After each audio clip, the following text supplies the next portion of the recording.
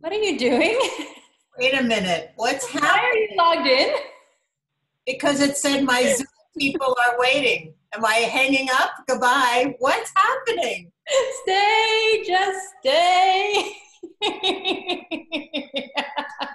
Okay. Oh my God. What? Wait, I just got a message saying my Zoom is waiting. Well, Okay, explain what's happening. hello. Hello. Oh You're my about gosh. 20 minutes Look at all of early. you. My gosh. Ann, Jackie, Adam, Anna. Oh my God. You're 20 minutes too early. We were supposed to have a party for you in 20 minutes. Should I hang up and come back? No, I mean, you can stay. We're here. Oh my goodness. You guys are making me cry. Everything was executed so perfectly. Well, I just got a notice saying my Zoom people are waiting. I'm like, but I'm meeting with my family at 1 o'clock. So. Damn. So. Oh, we're close. I'm leaving. I'll come back. Goodbye. Goodbye. Oh my gosh. Oh my gosh. Oh my gosh. Sorry, guys. Do I just The best laid plans. What do I do? How do I get? Okay. Goodbye. Well, now it'll just be a surprise if people keep popping in. I think you're Yeah, don't leave. Just give it 5 more minutes. Don't leave. I think I just left. I don't know where I am. I'm old. I'm retired. I don't know what I'm doing. Oh my God. I'm like shaking like a leaf. Then just stay where you are. Stay where you Let are. everybody come tell you how awesome you are. Enjoy the gorgeous faces in front of you. Yeah. Oh my God. Just watch if really people pop in. Kayla. It's a bust. Failed plan. God, I can't stand this. Jessica, what did you do? Go get a glass of wine or something and come back. Go get a glass of wine. Goodbye. Oh my God. Don't leave. Just get a glass. Thank you guys so much. It's funnier watching her reaction as people pop in. The amount, like as creative as I think I am, the best laid plans, and then I was trying to make myself a co-host, and I kept logging her out. It was a big to do. I didn't know she was already on it. But she doesn't know everything yet, so she'll be back in a minute. When she comes back and there's like 150 people, it's gonna be like that. Oh God, I mean, all day I was thinking like, should I remind people? No, I've sent them 25 emails already. What if only one person shows up? What if? So thank you guys. So for those of you that just joined, Mom somehow clicked into the meeting early. So she's off getting a glass of wine for herself. I hope wine, for herself. So thank you for being here. I'm going to give it like 5 more minutes and then I'll do my whole shebang and then you guys I'll leave it up to you. Oh, you guys, I cried more times than I can tell you watching this. So thank you. Thank you. I mean, I know I've said it in long rambling emails, but thank you. Thank you. Thank you. Thank you. The video, the Gmail, unless it's already done, because my technology skills are terrible, is set to go in 25 minutes. So she'll get the email with the video then. That's awesome. Yeah, it was so special. But I'll give you my whole shebang in a little bit. Now we can just have an awkward Zoom moment of just staring at each other. Since I got to watch you, you can watch me now. Thank you. You want to come in? Okay. Aww.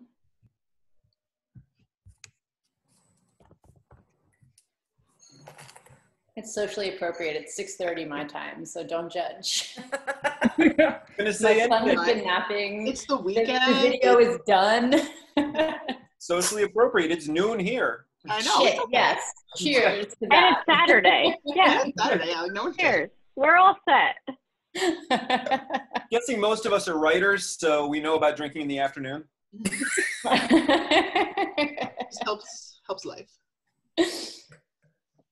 All right, I think she's on her way. So those of you that just joined, the surprise was up because somehow, some way, Zoom sent a message to my mom saying, log in, everyone's waiting for you.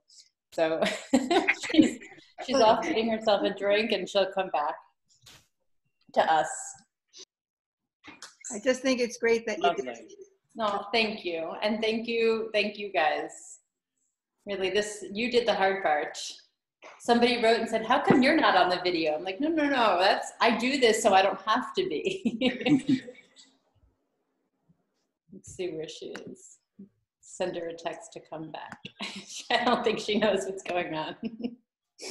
Mom. I'm doing hair and makeup now. She's all freaked out. Changing her clothes. That's right. A few of us saw before, we can tell.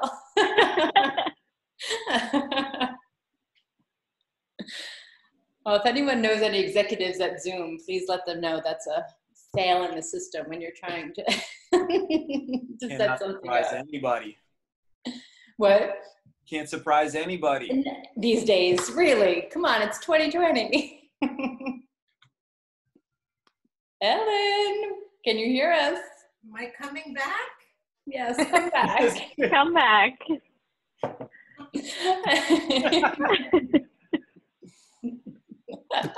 Oh. Oh, so happy retirement, Mom. Oh my goodness. Look at you all. Yeah, but you're the one that has to hit record because I can't record the video because I'm not a girl. Because it's already recording at the top. Is it? Yeah. It does say. Oh my God, look at all. Somebody was on to something. Oh my God. Oh my God. I don't even know. I want to give you a hug. Oh my God. I'm going to cry. There's a second page. There's a second page, so make sure you see everybody. You have to push the arrow on the right side. Oh my God. Oh my God, this is amazing. Oh my God. Oh my God, we got all generations. Okay, so Mom, we'll make it brief even though we weren't supposed to start for another 10 minutes. Just so everyone else knows, twice in the last week, I got text messages reminding me that today would have been Mom's retirement party. And twice I had to pretend I had forgotten. Oh my goodness, look at you're all so grown up, I can't stand it. Oh. All right, so Mom, before, and then I'll let everyone else take over. I just wanted to say that, I'll stop, that soon there's gonna be a video popping into your inbox. It's an 1.5-hour video of, if I counted correctly, 94 people, but I think there were plenty more that had wished they could be a part of it. Oh my God. And it truly was one of the most proud things I've ever done in my life, was listening to people talk about my mom in that way, right? I know how wonderful you are and how grateful I am, but to see oh my God, sorry, to see all the lives that you've touched, to people you didn't give birth to,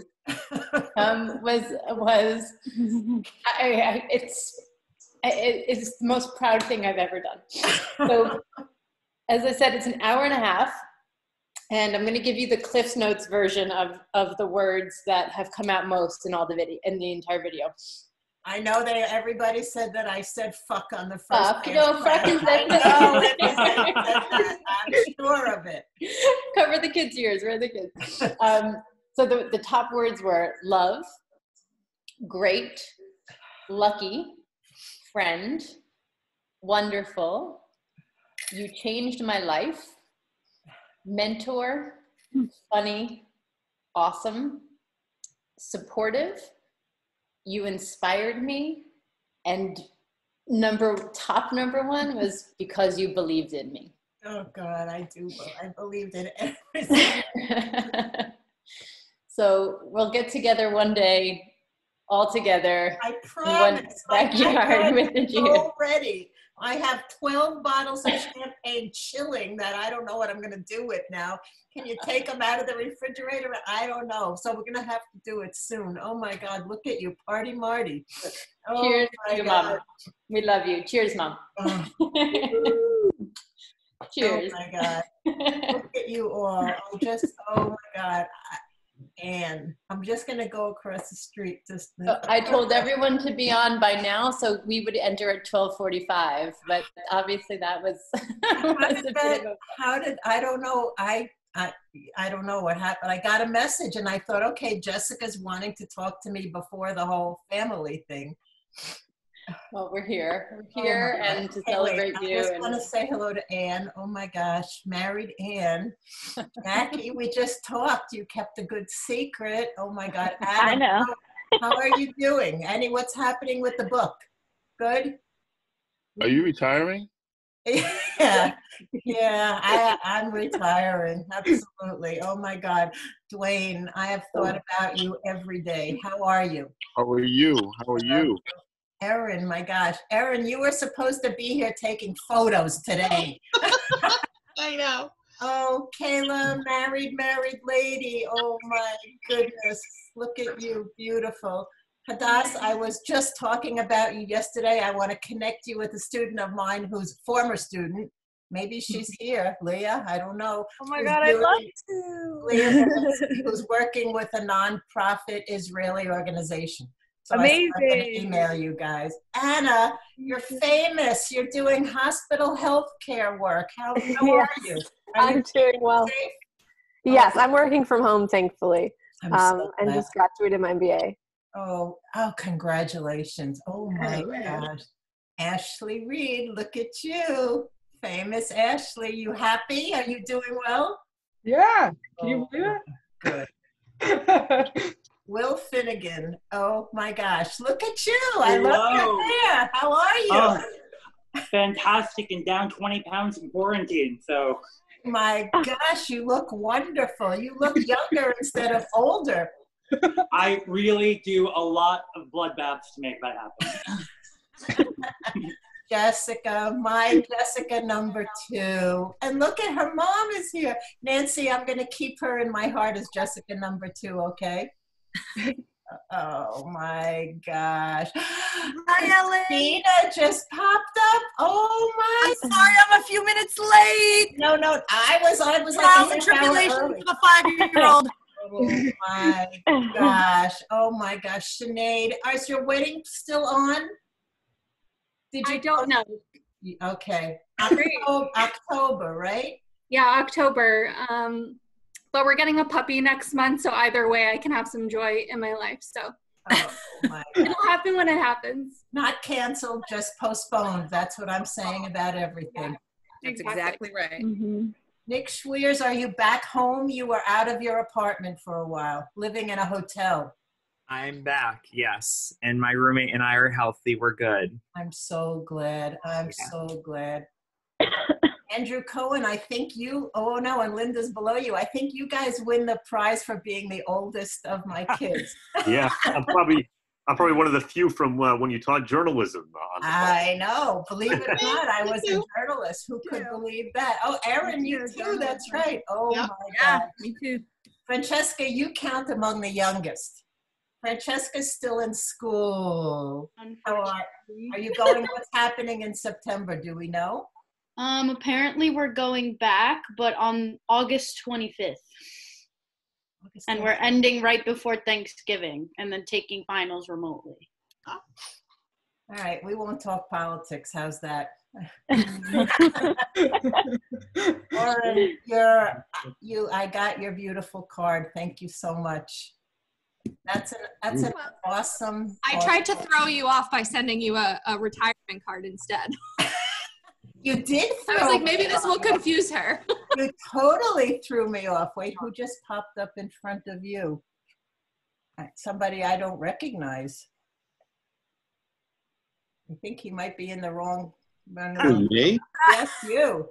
Dave Gilderubio? Oh, no, it is not. Yes, Dave. it is. Oh, yes, it what is. happened to your face? Oh, I know. COVID happened to my face. I'm like, oh my God. And yeah, I count as one of your older kids because I took you as a journalism. Guess what? I think you bumped Erin. Me too, Alan.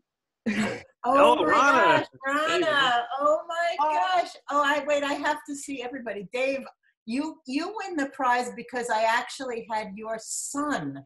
I was telling Jessica that I have your son in an orientation class. Yeah, you did. That was wow. Wow. That, that really. There's Luca. Jessica. Marty, how you doing, Michael? What's happening? Pretty good. I just bought a van, so Yay. I ended up buying one. So I'm fixing it up and cross country. At one point, got to figure it out, but it's a day-by-day thing. But I'm coming with you, Mike. more than welcome, Adas. More than welcome to. Stop by my house. All right. Wait, Luca, I'm so happy I'm finally meeting Luca. We hear so much about him. Adorable. Hi, Luca. There he is. Oh, my Luca. Linda Rhodey Ulanoff. You're on mute. You're on mute. No, not anymore. There you are. You're married to the famous Lance Ulanoff. Yeah, the famous. Sitting over here. Yep, that's my claim to fame. That's it. That's it. That you've been on. Hey, Lance, that you've been on Kelly Ripa. You've been with Kelly Ripa. You're getting famous. This is fame. This is fame. Very This exciting. is exciting stuff. Let me tell you. This is Lifestyles of the Rich and Famous right here. Oh my gosh. Amy Anzalone. Oh my goodness. How are you? How are you? Good. Congratulations. You look awesome. Thank you. So do you. Like I know I look old. No, you don't. No. You look beautiful and exactly the same. I'm so happy to see you. Oh my God. This is just Jessica. I don't know what to tell you. I know. Thank you, Jessica. Oh my gosh. Thank you. Rana, are you safe? I think about you every day. Rana's in Jordan and I worry about your strength and your I'm more courage. worried about you guys in New York. Yeah, well, that's a totally different story. Everything good? Yeah. We just miss you that we can't be there. I know. It will happen. It will totally happen. Ricky, what's happening? Hello. Oh my gosh. Where are you? Sorry? Where are you now? I'm at my parents' house in Chicago. In Chicago. But yeah. Oh my gosh. Life is good though? Life's good, yeah. I'm just working for now. I know. We'll see what's next.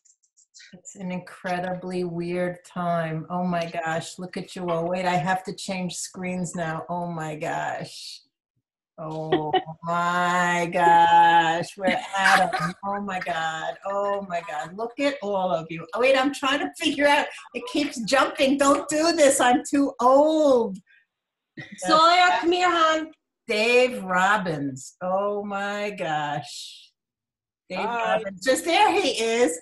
You got a beard too. I recognize you. I didn't recognize Dave. Oh my goodness. You have palm trees behind you. And there's my pup. Oh, how cute. Oh my goodness. Now that frame behind you was in your office, correct? Yes, it was. It was a window that, because my first office had no window. So I bought a window and put it up in my office. Absolutely. I loved that office. See how that imagery is just embedded in our heads, you know? I don't know if that's good or bad. Oh, of course my. it's good. Oh my gosh. Okay, wait. That window goes along with some of the best advice I've ever gotten in my life. Touche. Oh, thank you. Touche. Emily Kelly, look at you. How are you? How are you? Good. I'm good. Following your advice and trying to find my passions. All thanks to you. That's very. I think you can probably all say that. Oh my God, very important. Chris Swenson, married yet? Not yet. Waiting for the invitation. You doing well? Yeah, how about you? I'm so happy Jessica organized this. Oh my God, this is amazing. I'm watching all your faces. I'm like, I cannot believe it. Newport, my gosh. How are you, sweetie? I'm great. Congratulations, Ellen. This is just incredible. Jessica, I don't know. This is just, you guys are absolute. Ian Freed, oh my God, there's one I don't recognize. Hair and beard. Look at you. I'm essentially retired with this look myself. I guess that's the way that it goes. I act, oh my God, Jessica, why did you tell me to blow out my hair this morning or something? Oh my gosh. Kim Aarons, oh my goodness. Oh my goodness. How are you, sweetie? I'm good. How are you? Congratulations. Thank you. What are you doing these days? I actually, before all of this, I moved to Philadelphia. Oh my goodness. Really? Yeah. Yeah, I got a job with the soccer team here. Congratulations. I love Philadelphia. I've been home since everything else, so I'm back on Long Island. Oh my goodness. Oh my God, the screen keeps jumping. Michael Neely. Hey, Michael Neely, you hung that window in my office for me, remember? That's right, absolutely. I'm like, who do I know that's strong enough and unethical enough to not tell the union that we're actually hanging something in my office by myself? 10 grievances every day. Oh my goodness. How are you? I'm well, how are you? I'm like, Congratulations. totally overwhelmed. Thank you for everything. It goes without saying. Oh my God, Alicia. Look at Alicia. Oh my gosh. How are you, sweetie? I'm okay. How are you? God, I'm overwhelmed. I can imagine. I have no idea what I'm doing. Oh my God. Danny, how are you, sweetie? Daniela. Me? Yes, you. Oh, Aren't you Daniela? No, I know. I didn't know if there was two Dannies on the call. Congratulations. I'm so happy for you. Thank you to Jessica and her family for setting this up. But there's nothing that, there's no words for how grateful I am for having known you and everything you did for us. This is just so incredibly Ditto that. overwhelming. Incredibly overwhelming. Yeah. Todd Cohen, here we go. Another oldie but goodie. Oh my goodness. How are you? Doing well. So wonderful to see you. Congratulations. Another journalism student. Wow. When journalism was journalism. I just have to say that. Oh my God. So happy to see you. Here's my man. Here's my soulful silverback. Look at you. Hello. Everybody. When journalism wasn't the enemy. Yeah. But everybody has to sign on to Soulful Silverback, the Neville's blog. It's absolutely amazing. I've posted a couple of, I've shared it a couple of times. Is that Robin? Oh my God, Robin Levy. Oh my gosh. Mom of two now, right? You're on mute. I can't hear you. And started her own PR agency just recently, right? No, 4 years ago. No, well, that's recent to me, actually. Oh my God. Oh my God. Oh my God. Did I get everybody? Did I miss anybody? I'm trying, the squares keep, oh my God. This is absolutely, positively more than I, look at my Luca. Luca, you're the newest one. Sherry Cohen, oh my gosh. Hi. Oh my gosh, another oldie but goodie. Oh my gosh, Sherry, oh my gosh. Oh my gosh, this is absolutely, I must really be old. Oh, you're not old. Get out of here. Not old. Are you surprised? Not old at all. Yeah, I'm old. I'm shocked. Except I kind of blew. What did I do wrong? What happened, Jessica? I came in way too early. It's like perfectly timed, but I guess because I logged in, it said that there were people and you were the host. I don't know. I thought I missed something. I got caught up with work emails this morning, and I was like, I'm late. I missed it. What happened? I just figured an email saying your Zoom meeting has started, and I guess I don't know. I just follow. I'm a law-abiding citizen. I followed instructions. It said your Zoom meeting was waiting, so I clicked on, and I'm like, okay. Oh my God! Funny. Look at all of you guys. So in 5 more minutes, you'll get. But everyone has already seen the video except you. So you'll. I'm sad. It's long and heartfelt and spotty and wonky at times because of my own editing issues, but it's as I said, it's the task that I have felt the most proud of in my entire personal and professional career of editing this. I mean, it's a pretty special thing. I think everyone needs to go home and like call their parents or friends of their parents and ask them to say something nice, because hearing what you already know from someone who you're expecting it from, you know, you're my mom. I kind of expected you kind of have to love me and support me and believe in me, but hearing it from 94 other people is a really, really special thing to do. So, oh my God. One of a kind, Ellen Tashi Frisina. Yeah, there's not too many of me, are there? And I don't really think there's ever going to be anybody like me again, to tell you the truth. Oh my God. I feel like I should have something to say, and I'm so incredibly overwhelmed that I don't know what to say. I mean, it's 22 years, a very long time, full-time. Before that, I don't know how many years it was part-time, you guys, when I taught journalism part-time. But the fact that I remember every single one of you should tell you something about yourselves. I mean, the fact that I can tell a story about every single person here means that you've touched me in ways that I don't know what to say. I really don't know what to say other than you have touched my heart. Please stay in touch. I know everybody always says that. Please know that I will indeed, I promise, I will have a party. My husband keeps saying, let's just do it in July. I'm like, I don't want to do a party with masks. So we're definitely going to do a party. We're definitely going to do a party without masks. And I just hope that you all are there, because touching elbows isn't going to do it for me. I have to hug you and kiss you and squeeze your cheeks and tell you how incredibly proud I am of you. My God, I really, I don't know what to say. I totally don't know what to say other than my brother is on this. I have a question. Do you think from a PR perspective that the press release is dead?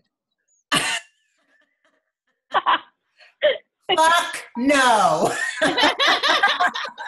That on the recording box, that is not the case. I think the press release has changed, David, a lot since. David, you were in my classroom. Who else was when we were in the basement of Breslin?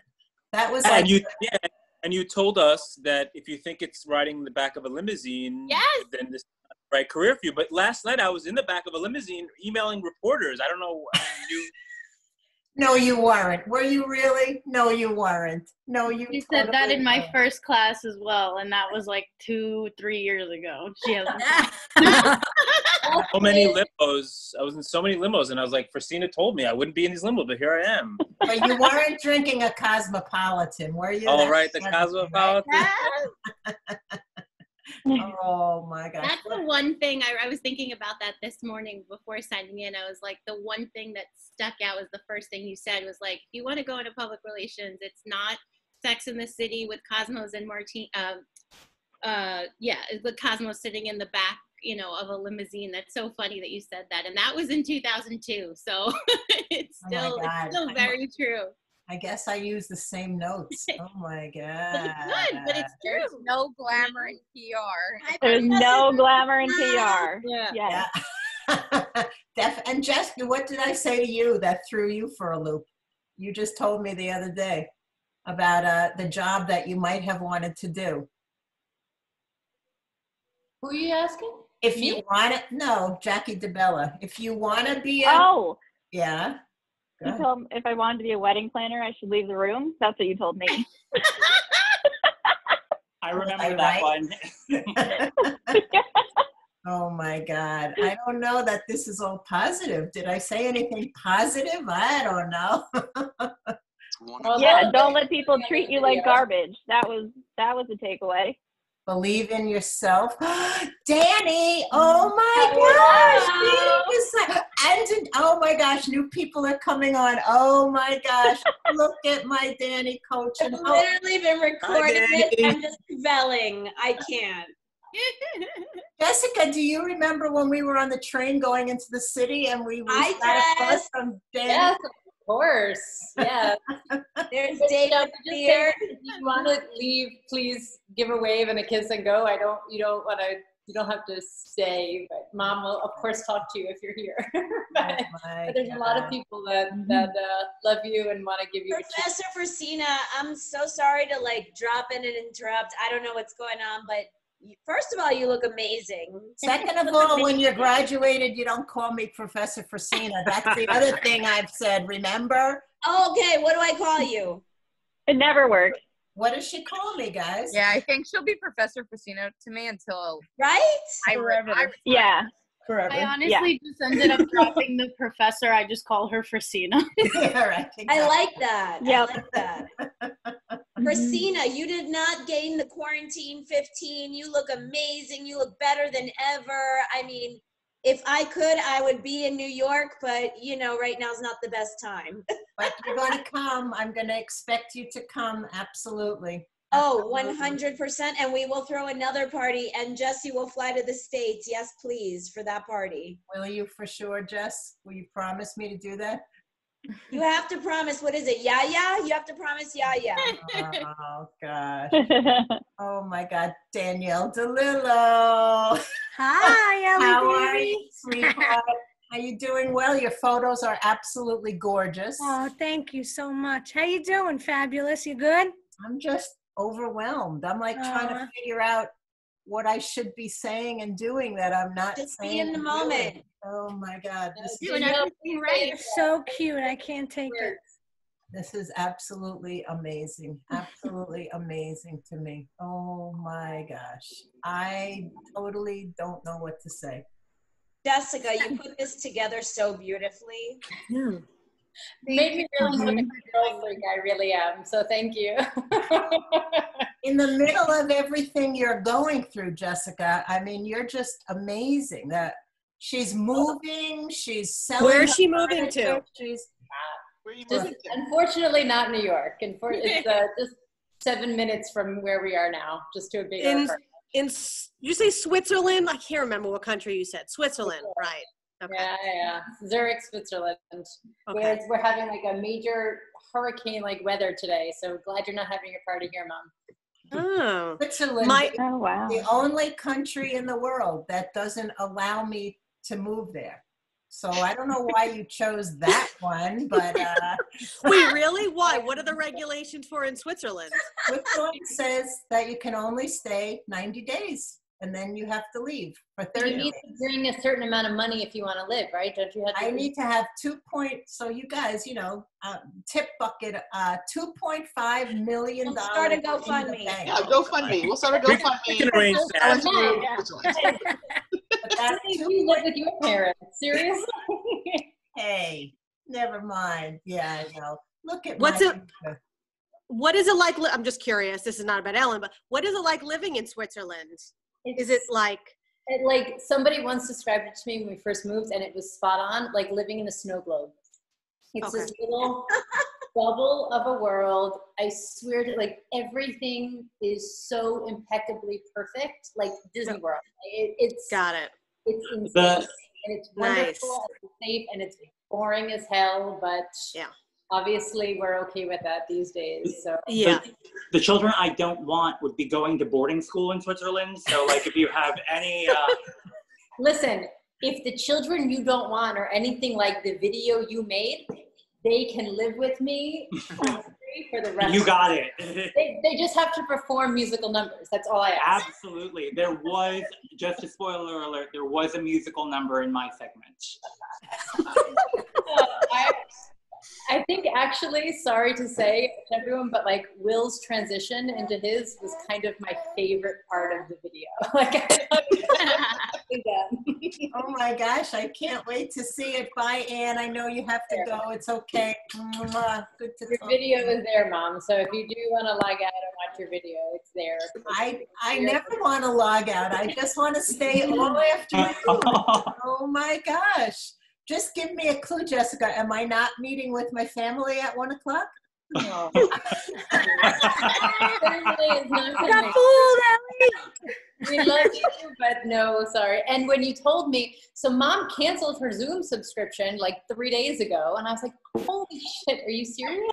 Like, all of a sudden, all these people are going to show up, and she's going to only have 40 minutes of time, which should have been up. So luckily, that's why she had to send the link, was because she has a subscription. So I knew that if she sent the link, That's how it works. an extended amount of time. That's how it works. Well, I've been practicing all morning that when my family and my brothers and sisters bring up politics, I was like practicing. What was I going to say? How was I going to? I think my brother Dimitri. Hi, Judy, you're here. And then I saw Dimitri too. Yeah, there's Dimitri, my brother, and my brother's best friend Judy. Oh my gosh, this is absolutely Judy. Ellen, these beautiful young people. Ellen, where was the hospital that you used to talk about in Long Island when somebody would Wow, call? South Oaks. That's it. Some of you old people know that. The older people know that. South Oaks. May I help you? Yeah. South Oaks. Still there. I still think about that all the time. Wait. I'm afraid what's in this video, if it's memories of me, I'm totally afraid what I'm going to say. Oh my gosh. You guys all look absolutely amazing. I wish the world was run by you guys, because everything would just be love and light and comfort and positivity. And I am going to be totally embarrassed when I watch this video, because I don't even know what I'm saying. I just am totally overwhelmed. I'm looking at all your faces and I'm thinking back to all those classrooms, and I can actually even tell you, like Christina, you were in room 306 Dempster Hall. That's exactly right. I can picture Oh my God. we're sitting in the classroom. It's just absolutely amazing. And it was in Ellen's class that I met the person that I worked for many, many years in PR before moving on to a master's in something else. But so I owe everything professionally to you. School counselor, you're doing good work. Absolutely. I have a message from Christina Shackett and Madison Meisel. They couldn't be on, but they say hi and that they love you and congratulations. My God, tell them I love them too. Oh my God, Christina. And who else? And Madeline. Maddie. Oh my God. Oh my God. Please tell them I said hello. Oh my God. This is absolutely amazing. You all have to promise to come to my party when I actually have it. I mean, that's what today was supposed to be. I'm just a little concerned because you only have 12 bottles of champagne. What's everyone else going to drink? BYOB. BYOB. No shame in that game.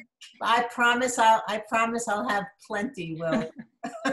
Yeah, I thought you'd bring some from like Lincoln Center or the Metropolitan Opera, where you've been hanging out lately.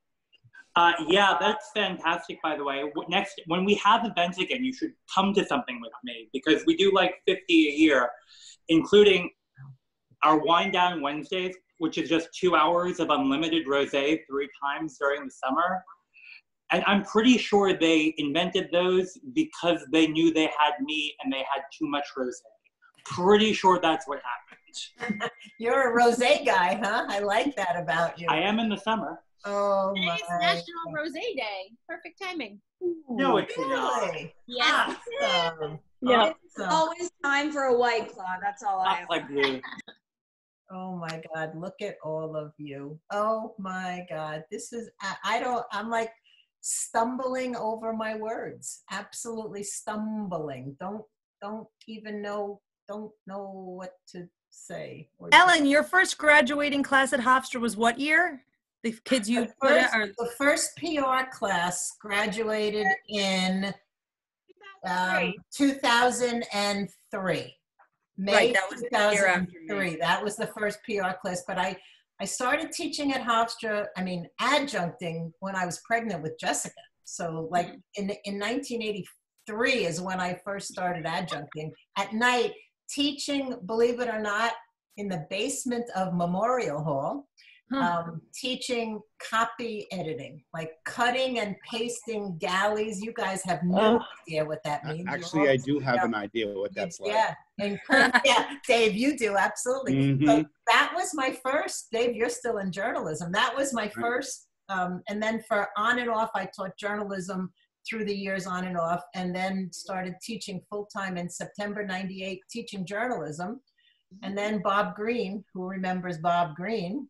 Sure. Bob Green Love that said, guy. yeah, I love him too. Bob Green said to me, aren't you really a PR person? Yeah, I worked in journalism and then I worked in PR. He goes, okay, I want you to write a curriculum in PR. I'm like, excuse me, have you mistaken me for like a smart person who works at, how do you write a curriculum? I don't know what a curriculum is. So, I mean, as you know I tell this story in class too. I met with a friend and I said, let's talk about the skills that you would need to hire somebody in public relations, and let's just write classes around those skills and let's see what happens. And so we put that through all of the political approvals that needed to be done, and we graduated 8 people in May 2003. That was the first time that I was named Distinguished Professor of the Year. I don't know how those 8 kids actually worked it so that I got it that year, but yep, that was it. And that year, Nancy, you'll remember this from graduation, that year, the person who got Teacher of the Year actually got to be the graduation speaker. So that was a pretty cool year. What was that? May 2003. You don't remember all the great speech I gave? I don't know. Yeah, May 2003. I do. Of course you do. Oh my gosh. Who's Dave, I think what year did you graduate, Hofstra? 1990. Should have graduated in 89. I went for the 5-year plan. Okay. And I was walking on campus and I heard somebody say, Professor Frisina? Yes. Do you remember me? Yes. Like, I'm Dave Gildarubia. I'm like, oh my God, what year was that? That was well after you graduated. Yeah. I don't even remember. Wow. But yeah. That was that. I know this is very PR driven and rightfully so in terms of the anecdotes, but I would like to know, your trials and tribulations as a journalist. What did you do? How were you involved with it? I started, I got my degree in Hofstra in journalism. I started working like a week and a half outside of graduation. After graduation, I started working at a paper called Suffolk Life. Yeah, I know Suffolk Life. Yeah, sure. well, you're old, which was, exactly. It was published twice a week. So it was a semi-weekly. Twice a week, the office was in West Hampton Beach. And I got hired there and I worked, I covered the township of Islip, which is where I lived. So I would drive, my father used to think I was crazy. My father wasn't happy about this job. I was living at home, obviously.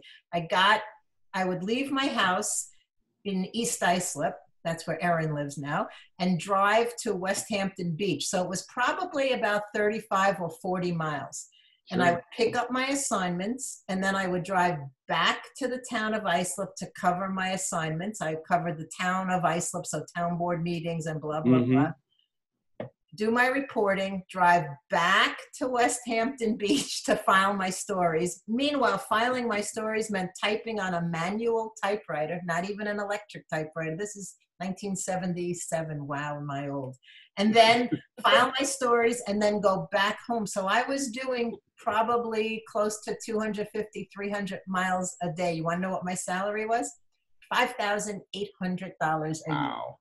I did that for 2 months. And then I met good old Hofstra connection. At a school board meeting, I met somebody that I had gone to Hofstra with in journalism, and he worked for a chain of newspapers called the North Shore News Group, where the Smithtown area, Smithtown, Northport, and he said, we're looking for an editor for the Mid-Island News, which was a weekly that covered Centereach, Selden, that area out east.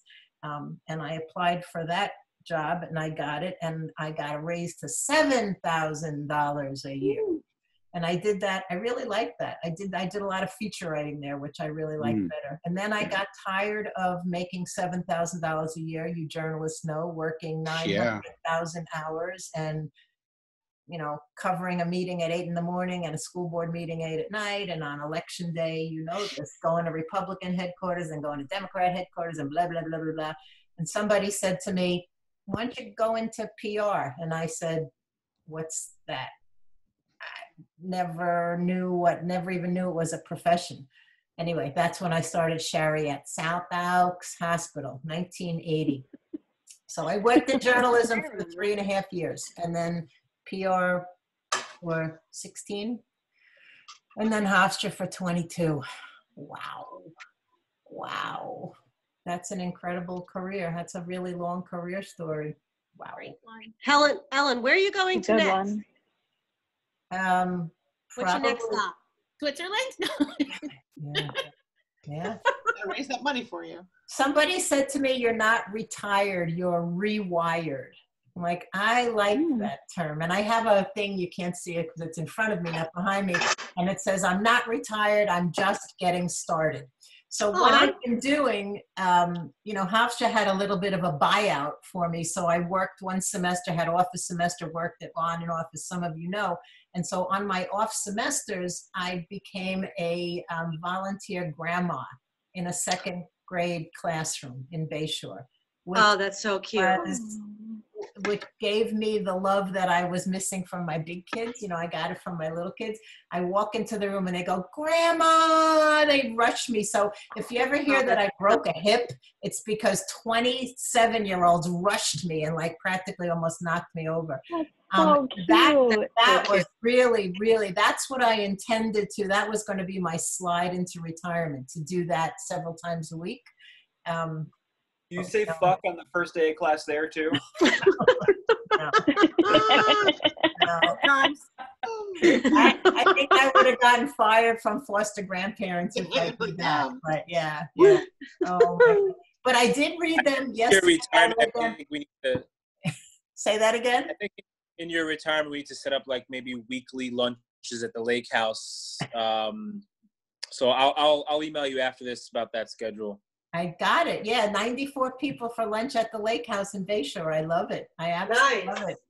I love it. If any of you guys have to go, please, I understand. This is just absolutely astounding to me. You have to stay on for at least 15 more minutes because G-Day's coming on. Oh, no. She is? Oh, my gosh. Is she in Los Angeles? Yeah, she's like, I just woke up. I can't believe I missed it. I was like, we're still here. That's typical of G-Day. Absolutely. Oh, my gosh. You all look. Maybe you could retire at like a beach house in the Hamptons or something. Go for it. Sure. Why not? All right. I'll get that for you. I'll get back to you on that. Oh, my goodness. Mary, how old are your sons now? Sawyer is 9, Sixton is 5, and you know where we live. We live right near Columbia University. Right. And whenever we go to the campus, every weekend we're there. We hang out because they close the playgrounds. Yeah. So we go to the campus and we hang out on the campus, and the kids do their kick scooters. And I always think of you when we're there. Wow. Because we sit right next to the School of Journalism. Like there's a really beautiful, like shaded green area where we sit on the grass and have a picnic like every Saturday and Sunday since it started. Nice. I always think of you every single time I'm there. Oh my. Now, what year did you graduate? See, that's the thing. I can't remember. I think it was, like, I know I graduated from high school in 1995, and I know I spent 4 years and 1 semester. So I mean, I guess it would be 2001. Like, I remember I didn't graduate for 4 years. I graduated 4 years and 4 years and a half. So that would have been 99, no? I don't know. Or did you 2000, I guess. Did you graduate in December? I guess it would have been, yeah. I guess it would have been, it would have been maybe 2000 or something. And that's when I started to work at Lizzie Grubman. But yeah, I think that's when it was. Right. Maybe 2000. Grubman. Yeah, that was right around that crazy time for Lizzie Grubman. That's right. It was a big time for PR. Yeah. Oh my The God. whole like PR girls, New York Magazine thing. I said to you, that's what I said to you. I said, Ellen, I want to work for this girl. And I said what? Yeah, I sat in your office. I told you, I want to work for one of these three girls on the cover of this magazine. And you said, oh, all right, go for it. Like, call them up. So I just kept on calling them and calling them. I was like emailing them. No one really used email back then. I tried to find a website. This was like the start of like computers. I feel like I'm 1,000 years old, but I just stalked her so much. One of these girls that worked at the office, she said, all right, come in for an interview. I just called so many times. Well, they paid me absolutely nothing. Nothing. Because it was a glamorous job. When it's a glamorous job, absolutely. It was crazy. Absolutely crazy. Who's got a really good news story to tell me about job or life or excitement or details? Somebody tell me something. Oh, come on. My book is coming out later this year. Yay, your book is coming out. Tell us all about it. Yeah, well, I mean, I just sent back my notes from the galley proof, and I sent back my cover, my accepted cover design. So it's going to take people through my 2017, the whole, training for a 5th-degree black belt test while also going through cancer treatments. So it was incredible. It was a heck of a year. Incredible, and look at how wonderful you look. What's the name of your book? Kimbro, Embracing Beast Mode to Beat Cancer. Oh God! And who's publishing it? Dreaming Big Publications. They're down south. The founder is also a cancer survivor, so when she got my pitch, she just immediately connected with it. That is awesome. Congratulations. Oh, that is really, really awesome. That's big news. We'll watch for that. Who else? Great. Jessica, you're waving? Why are you waving? You're on mute. Why are you waving? There's kids. Oh. Who am I missing? Who? Hi, there's Sherry's son. Hi. Bye. So cute. Have I said hello to everybody? Has anybody popped on that I haven't seen? I'm trying to go back and forth on the screen, and oh my gosh. You So got I think the question now is, who's your favorite? All right, right? Are we going to get to that point? I just want to know. I'm going to say Luca. How's that? How's that for a good public relations turn of events? Yeah, I would have to say. I think Jessica has cemented her seat as the daughter of the century. Aw, thank you, Dwayne. The question is, who's number 3, though? I think we're all a distant 100th and 20th at this point. Jessica, you've done a great job. Great job. It made me realize I'm not cut out to be any kind of in the field of any kind of technology source, but well, you fooled us all because you've done you guys, stop. She is pretty special. I would have to agree with that. Thank you. Have to agree with that. She is pretty special. All right, Mom, I think we're going to sign off because we're going to have some dinner, but I'll leave you guys. Bye, Luca. Yaya loves you.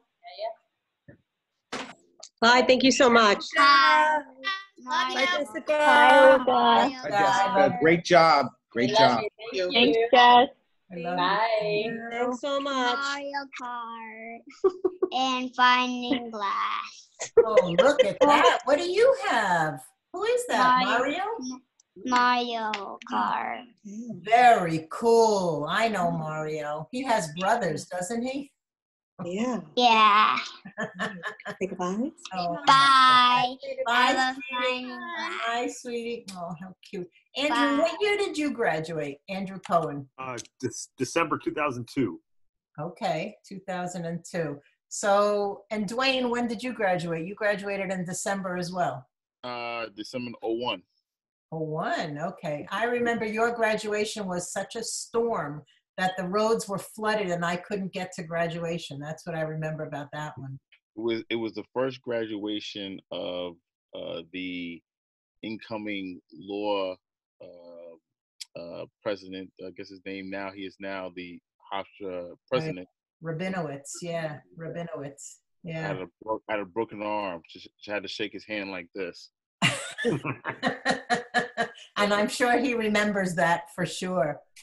Oh my gosh. So anybody else, tell me stories. I want to hear what's new, what's happening, what you're doing. Mike Marty bought a van. To fly home to Miami. I had to leave New York. Really? My appendix ruptured in March and they wouldn't do a surgery for me in the city. So I had to fly to Miami 2 months later to get a surgery. Oh my God. Long time to have to wait. Holy That's a really long time. Yeah, with a ruptured appendix, which is like usually we're that's not safe. Oh. But they wouldn't do it. So as soon as Miami opened up, I came down here. And How are that's you what did it for me. feeling? Oh, so much better. I'm perfect now. So good. Thank God. But it was. Oh my God. Yeah, right when quarantine just started, like 2 weeks after it started. Oh my God. It better now than during work. Honestly, I would have had to miss work, and now everything happens for a reason. It's all good. Hadass is I don't know your full title, but she works for Hillel on the Hofstra. She works for Hillel, but at Hofstra, right? Yeah. The Center for Jewish Life on campus. And I would have been in Israel right now with my students, but our trip got canceled, unfortunately. So next everything. I know all the trips that got canceled. Okay. I used to be the associate director for PR for the Anti-Defamation League, so we should talk. Amazing. Yeah, absolutely. 100%. There you go. There's a little networking here. Good. That's my favorite thing. Please. Ellen, did I tell you about the Greg Wallace thing? I think I sent you a message about that. Yeah, tell me about now. Greg Wallace is another oldie. I taught him journalism. I mean, he is still working like Dave. He's still working in journalism. I think he does magazine writing now, right? What's he doing? And what's yeah. the connection? So yeah, one of our clients, they do like air like purification kind of stuff, and he's writing for Hotel Business, and I ended up setting up like an interview with our client and he messaged me and he was like, oh, I saw on LinkedIn you went to Hofstra. He's like, then I saw on Facebook you had Ellen as a professor. And I was like, that's a small world. I know, it is a crazy. small world. It's a really small world. And one of the things I love to do most is connect people. I mean, Hofstra does really, in all of its good and bad, and I've experienced both, not the school, a lot of the people, but it has a really, really good networking opportunity. I mean, PR for sure. I think that's one of the things that I was most proud of and what I wanted to make sure that I infused into the program was the ability for students to get to know each other. I mean, to be in a position where your former students hire, like you said, Christine, the former students hire your current students is a really, really good, really, really fun position to be in. News, tell me news. If you know anyone, Ellen, why don't we're trying to tell hire. us a little bit about, one sentence, where you think PR is today. Hey, gosh, I should have planned what I was going to say, but I didn't know this was happening. Where I think PR is today, I think it's a sad state of affairs that people still don't understand the power of positive public relations. I think that it's still using that SPA word that that I don't like to use, and people still saying, well, that's really just PR if somebody does something really crappy. So the state of it, PR probably needs some PR. I think there's too much cynicism about exactly what we do and how we do it. And maybe it is, as I say every semester, because there are bad PR people. Just like there are bad professors and lawyers and whatever. But what do you think the state of affairs is in PR? I'll turn it to you. You're actually doing it. David?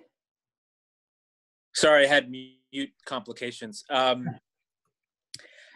It's interesting because, how digital has transformed everything and how Twitter became, the 24/7 news cycle. And I asked earlier if you thought the press release was dead, because I'm having so many arguments with, I guess you would say, younger PR people who think that it's a dead form of outreach. Not to make this an academic conversation, but Just curious to see what your lens is on how you've seen PR kind of transform itself in different ways. And the easiest thing I can say, and a lot of you will probably agree, I mean, the difference, and I don't know good or bad, because, the most wonderful thing about life is that it constantly changes. That's what's wonderful about it. But I mean, the difference between doing media relations and doing influencer marketing, I mean, you want to talk about a total difference. So I think PR has come a long way in terms of speaking, I don't want to turn into academic either, but speaking to its publics. I mean, a press release isn't going to talk to somebody who's an influencer, right? But a media person probably should be more interested in getting the facts, F-A-C-T-S, the facts from somebody who knows them rather from somebody who's going to get a post that's going to make them some money. So Amen. I don't know. Amen. I'll say as a journalist, keep those press releases coming. Good, David. Because I get so many story ideas out of them. I don't use all of them. Right. But yeah, what? Yes. So you're saying it's good food for thought for future consideration. Yeah, I'm all in favor because, yes, I will say, Professor Frisina, as she just pointed out, I'm going to take my lead from you who's coming from a corner of the room with knowledge and fact than someone who's just tweeting something out. I mean, I'm not to say that a tweet can't give you a heads up on anything, but if I need to do a deep dive on something, I'm not going to someone's social media account for it. Right, good. Yeah, good. And you're a real journalist. I mean, you're doing real journalism. Yeah, okay. Well, no, community journalism is very important. I mean, that's a part of my history that I somehow leave out every once in a while. But at some point, I started a weekly newspaper in my community because I realized that there was an awful lot going on. I live in Bayshore, so Bayshore was trying to come back from a I grew up in Bayshore. Okay. So I know. And so Bayshore was in this regentrification or renovation or however you want to say it, period. And people, and I was getting involved, community-wise, and people would say to me, nothing's happening in Bayshore. No, a lot is happening in Bayshore, but you don't know it because there's no newspaper. So right. Maybe I'll start a newspaper. Start a newspaper in a community that doesn't have any business to support you. Right. But I did it for a good 2.5 years. And community journalism is so, so important. I mean, if you're going to get your news from the skim isn't going to tell you about what's going on in your local area. That's true. And that's what you're doing, Dave. Who else is still working in journalism? I am running financial publication. Okay, what are you doing, Andrew? Right, I'm a Northeast regional reporter for, it's called The Bond Buyer, covering public finance news, mostly New York, New Jersey, Philadelphia, kind of state-level government. You've got a big chore now. Your job has gotten twice as busy, I'm sure. Oh yeah, no, absolutely. It's a lot of credit stress, no doubt, on these state and local governments. We also get to do podcasts as well, so that's been a nice, it's been nice to kind of blend that into it as well. That's the interesting thing I think about journalism is that it's changed, it's morphed into being more than, now you have to become that one-man band, I have my best friend happens to be my best friend from Hofstra too, Joan Verdon. She worked for many, many years in print journalism, and she just retired from the Bergen Record. But now she's doing a lot of web writing for Crane's Business and Forbes.com, but she's also doing podcasts. She's also having to go, not tape record, but you know what I mean. Who's this, Joan? Joan Verdon, yeah. Yeah, so my girlfriend works with Joan at Co. You're kidding. I'm just saying, Yes, this is Barbara. I'm just saying hello. Joan is like the best in the universe. I agree. She is a gift that to the point where like I'm her editor, and I want to give like every story to Joan, and I have to control that inclination to not give anybody else any work. Now tell me your name and who you are. I'm Barbara. Barbara Powell. I'm Dave's girlfriend, but Joe, I write for Co, which is a business publication by the U.S. Chamber of Commerce, Oh, and I've known Yeah. Oh, that's a big deal. She's been doing lots of good Oh, work. she's with a them. gift. So I've known Joan for 20, I don't know, 20, maybe over 20 years, because we were both retail reporters together. Right, And then when right. she was retiring, she called me. She's like, "Oh, what do you think? Forbes wants me to write for them." And I used to write for Forbes. And then I said, "Joan, do you want to write for me?" The best question I asked ever. Anyway, I'll so let she her said know, some wonderful Barbara. things about you too. So congratulations. Wait, are you Bubbles or Chachi? How do you know that story? Oh, okay, that's it. I'm not going to say anything. You'll find out.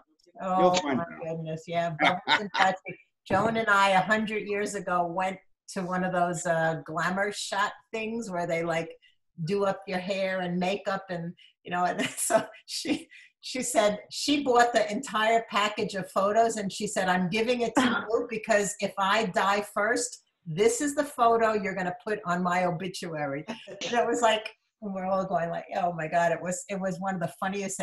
So we call it Bubbles and Chachi. Oh my God, that's an old story, Dave. Okay, news. Todd Cohen, what are you doing these days? Big news outside of career is that I just visited my 50th country. That's kind of a milestone for me. Incredible. You have a blog, and it's called? I do, and it was around that goal. So the blog is visit50.com, and it was all about trying to inspire people to visit 50 countries by the time they're 50. So like, don't wait until you retire. Don't wait until you can't travel anymore. Travel now. And anyway, it was kind of a milestone for me, and I was kind of excited about it. Tell us what's your favorite country? Do you have a favorite? I have favorites for every category. That's actually what I'm writing now. You have a least favorite. Do you have a country we should avoid? Good.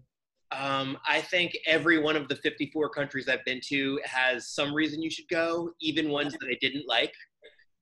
There's lots of things that I didn't like about lots of places. I was in Bali and I kind of hated Kuta, which is the most popular place there.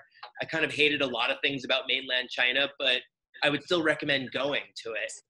There's some amazing places, and I've done so many things that have expanded my comfort zone in ways that I never would have imagined.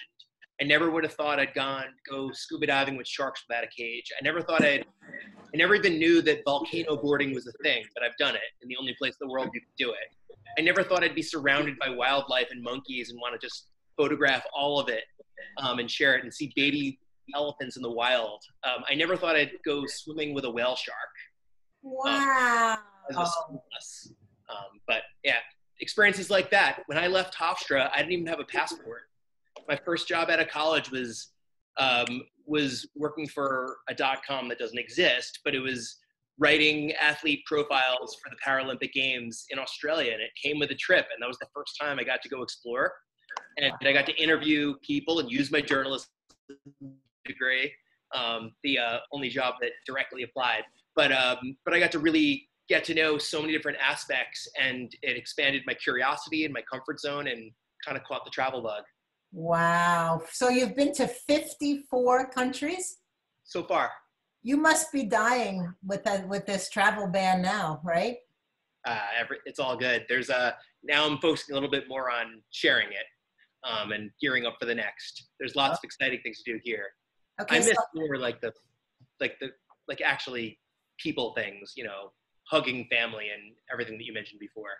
But yeah, absolutely excited for the next. Somebody said to me, if we would just call it physical isolation rather than social isolation, that might be a lot easier to handle. Look at who it is, G-Day. Oh my gosh, from Los Angeles. Look at you, look like you're living the California life. I mean, it feels like that. I just woke up to Ashley's text message like, "Are you getting the Zoom?" And I'm like, "Oh, the time difference." You haven't changed a bit. You have not changed a bit. I mean, I was just thinking when Jessica sent the email, PST and not EST. Sorry, I'm late, but I'm so happy. That's so funny. I love that you all know my Jessica now. I mean, that really makes me very, very proud. Mm-hmm. She's pretty damn special, I gotta tell you. If she has a fan club, let me know. I'm happy to join. I'll pay the dues. Yeah. I'm just reading the comments now, everybody who has to go. Love you guys. Oh my gosh. Absolutely. I don't even know how to, I'm almost afraid to watch the video. You should have wine and tissues and whatever you need to get through emotional things, food-wise. Just be ready. You've all seen it, or parts of it. Yeah. Yeah.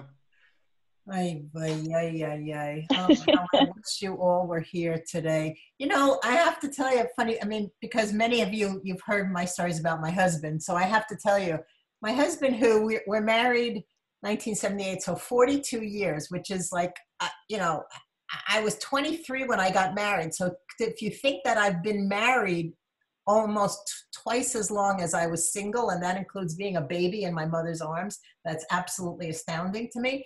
But my biggest complaint about my husband, and anybody who's married, Christina, see if you can answer me on this one. Your husband doesn't really listen to everything you say. You know, maybe yours is different, Christina, but mine is like, yeah, okay, wait for a commercial. So about 5 times yesterday, he said to me, so what time is your Zoom with your family tomorrow? I'm like, I told you, it's 1 o'clock. Oh, okay. I'm like, why do you care? He's like, I'm just wondering. And then like a couple hours later, so your Zoom with your family is that? I'm like, why is he talking about Zoom with my family? What's the big, I was like angry at him. Now I know I should be, well, I guess that's marriage too. I shouldn't be angry at him, but oh my God. Jide, tell me about, you are working for Duvernay, this incredibly, and you guys are probably smack in the middle of this whole Black Lives Matters. I don't want to talk politics, but tell me what you're doing. So for everyone, she just said I work for a filmmaker called, well, her name is Miss Ava Duvernay. She's the director of Selma 13 and When They See Us, as well as A Wrinkle in Time. But she runs a film distribution company and collective that supports and amplifies the stories of Black artists,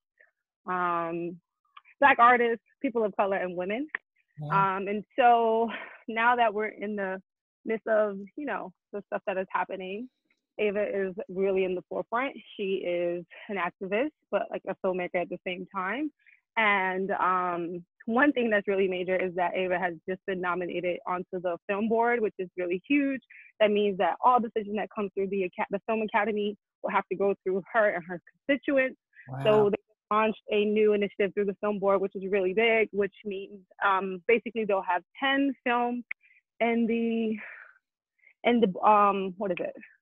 Best director. Sorry, I just woke up, so you gotta forgive me. I'm like running through my mind. Best film. So there'll be 10 nominees, but within those 10 nominees for the year of 2022, those films will have to have a diverse crew. Either the publicist would need to be diverse, meaning women, people of color.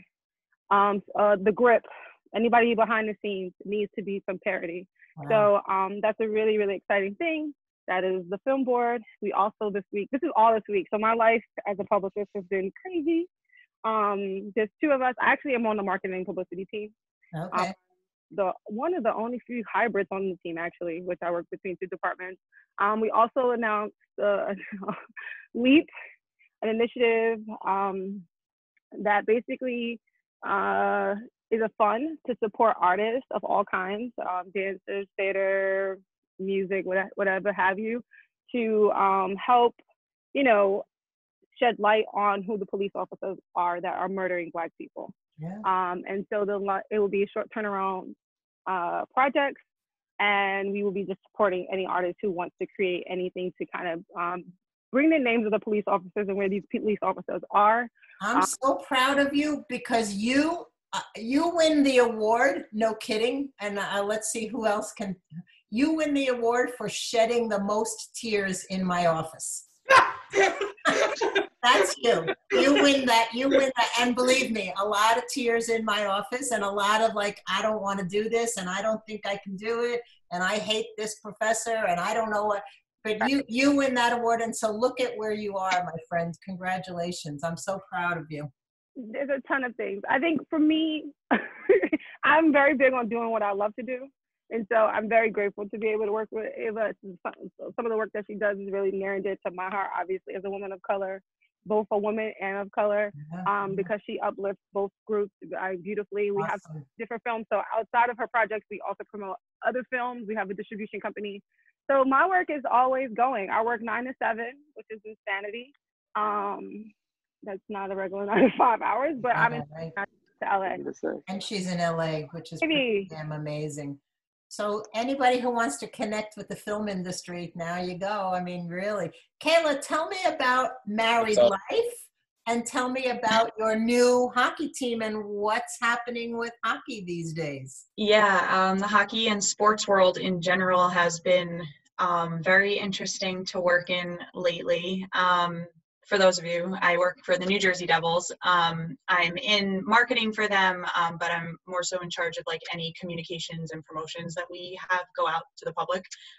So given that sports obviously aren't really happening right now, that has been our entire platform, has been digital marketing and, email communications and kind of all of that. So it's been really busy.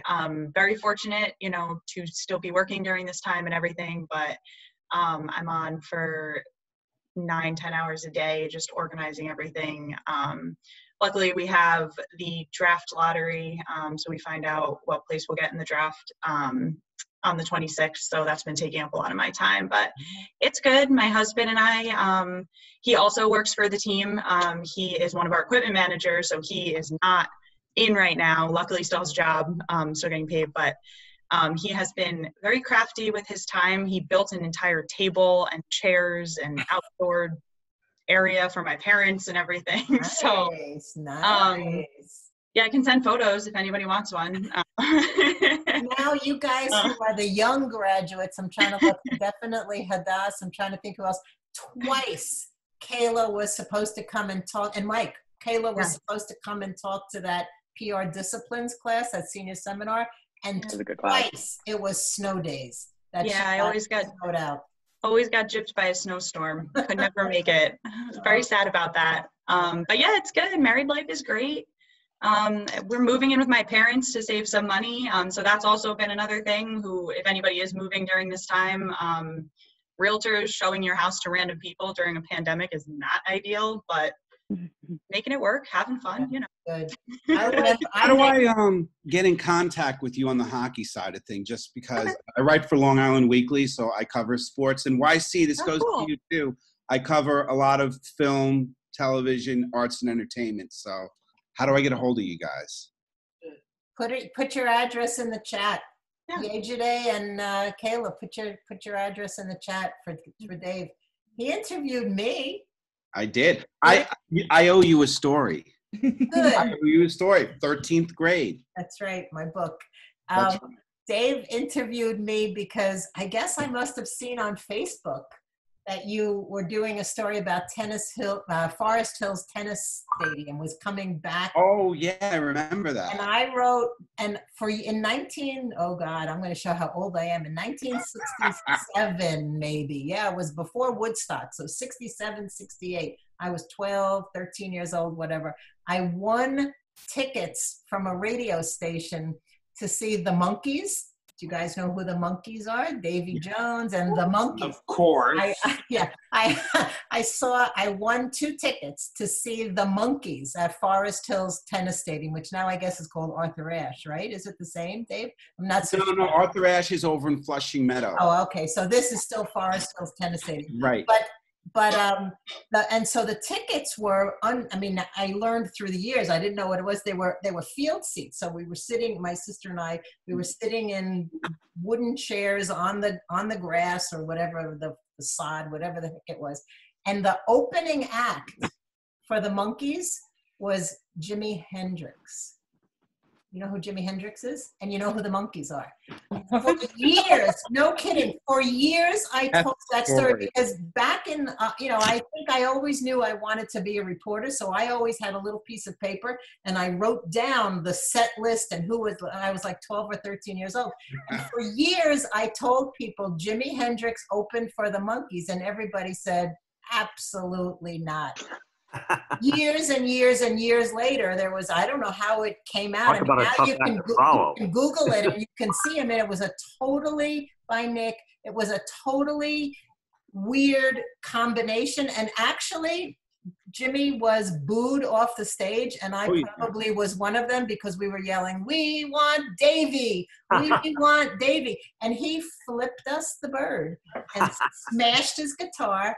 And that was it. He actually had, I just read this recently, he actually had signed on for like the summer-long tour. Yep. And that day at Forest Hills, he quit the tour. That was the end of it.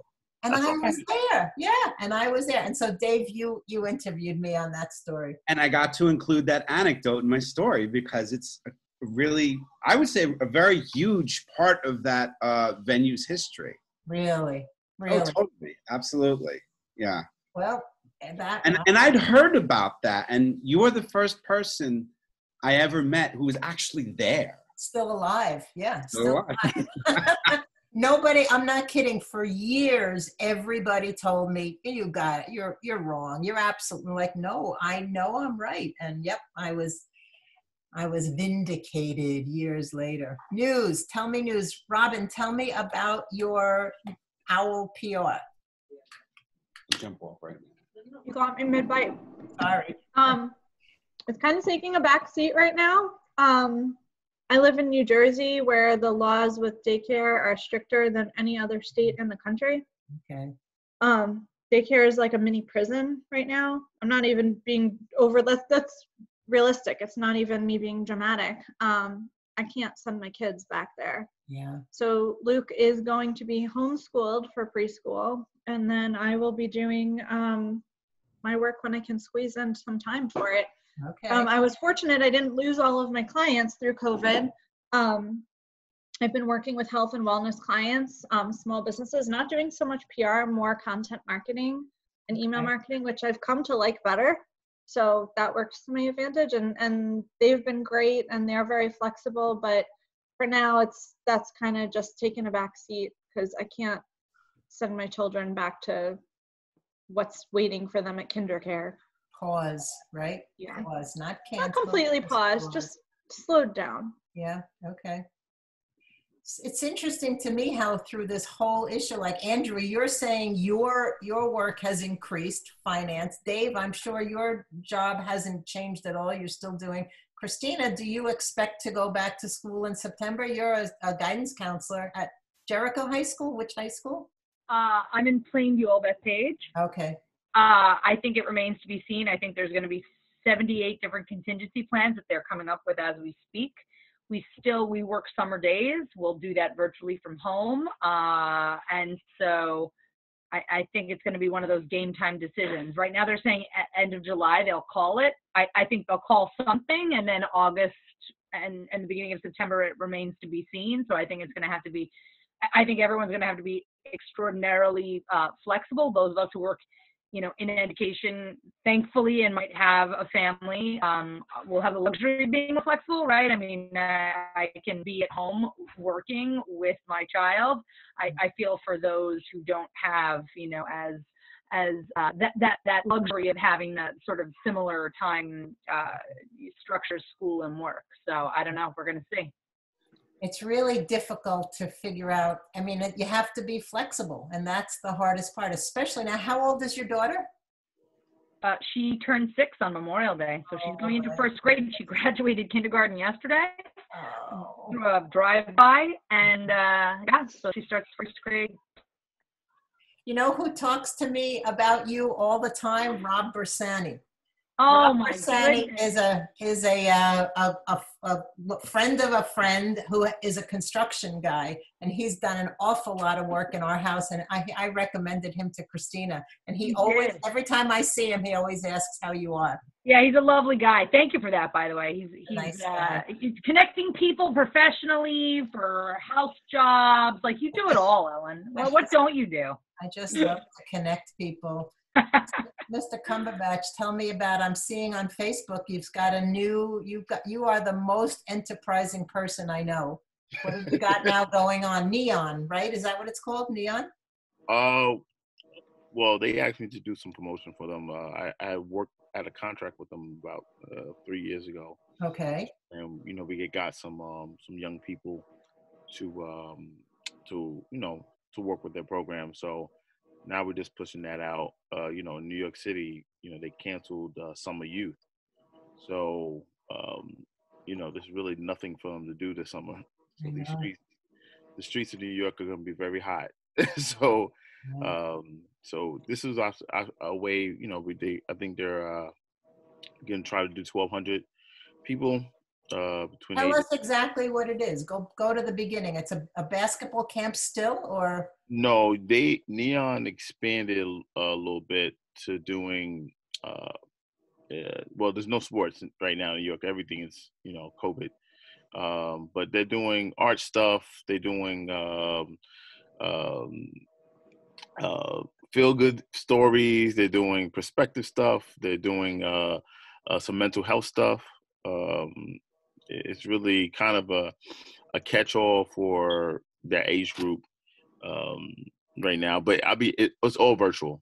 It's an opportunity for them to put hours in and towards a project or something virtual. So I just put it out. They call me, say, hey, do you have some time to post and pass on? So I'm working on a podcast right now. Good. You know, nonprofit work is interesting in this time.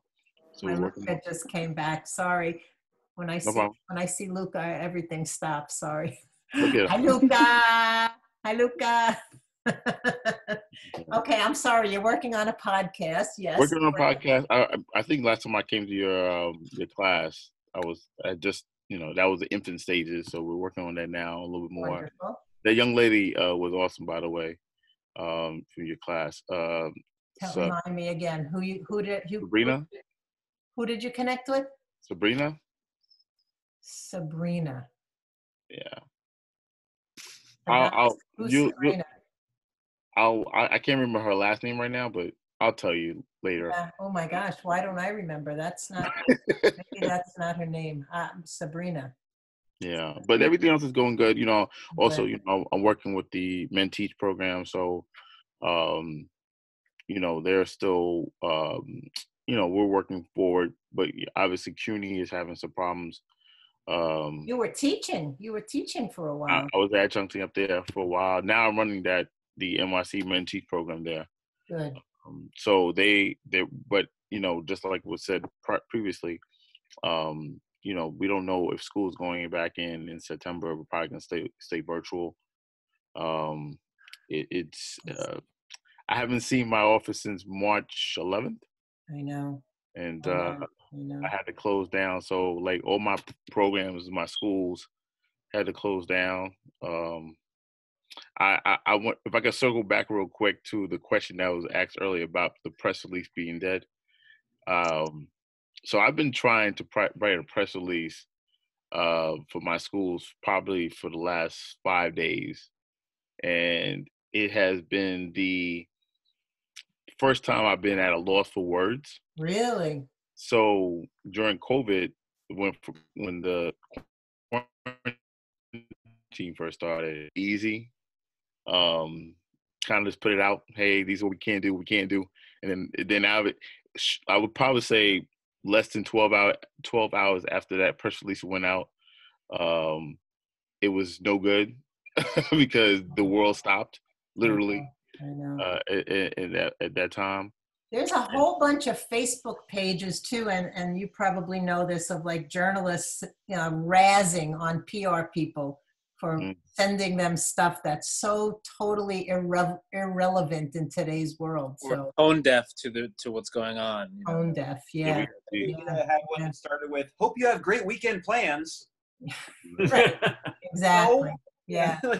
That's just as bad as saying "How are you?" or "What day is today?" Like there's actually there's a lot being discussed on LinkedIn. I'm seeing about how communications professionals can talk about their messaging and their branding amid the pandemic, and what that should look like and how it should sound. Yeah.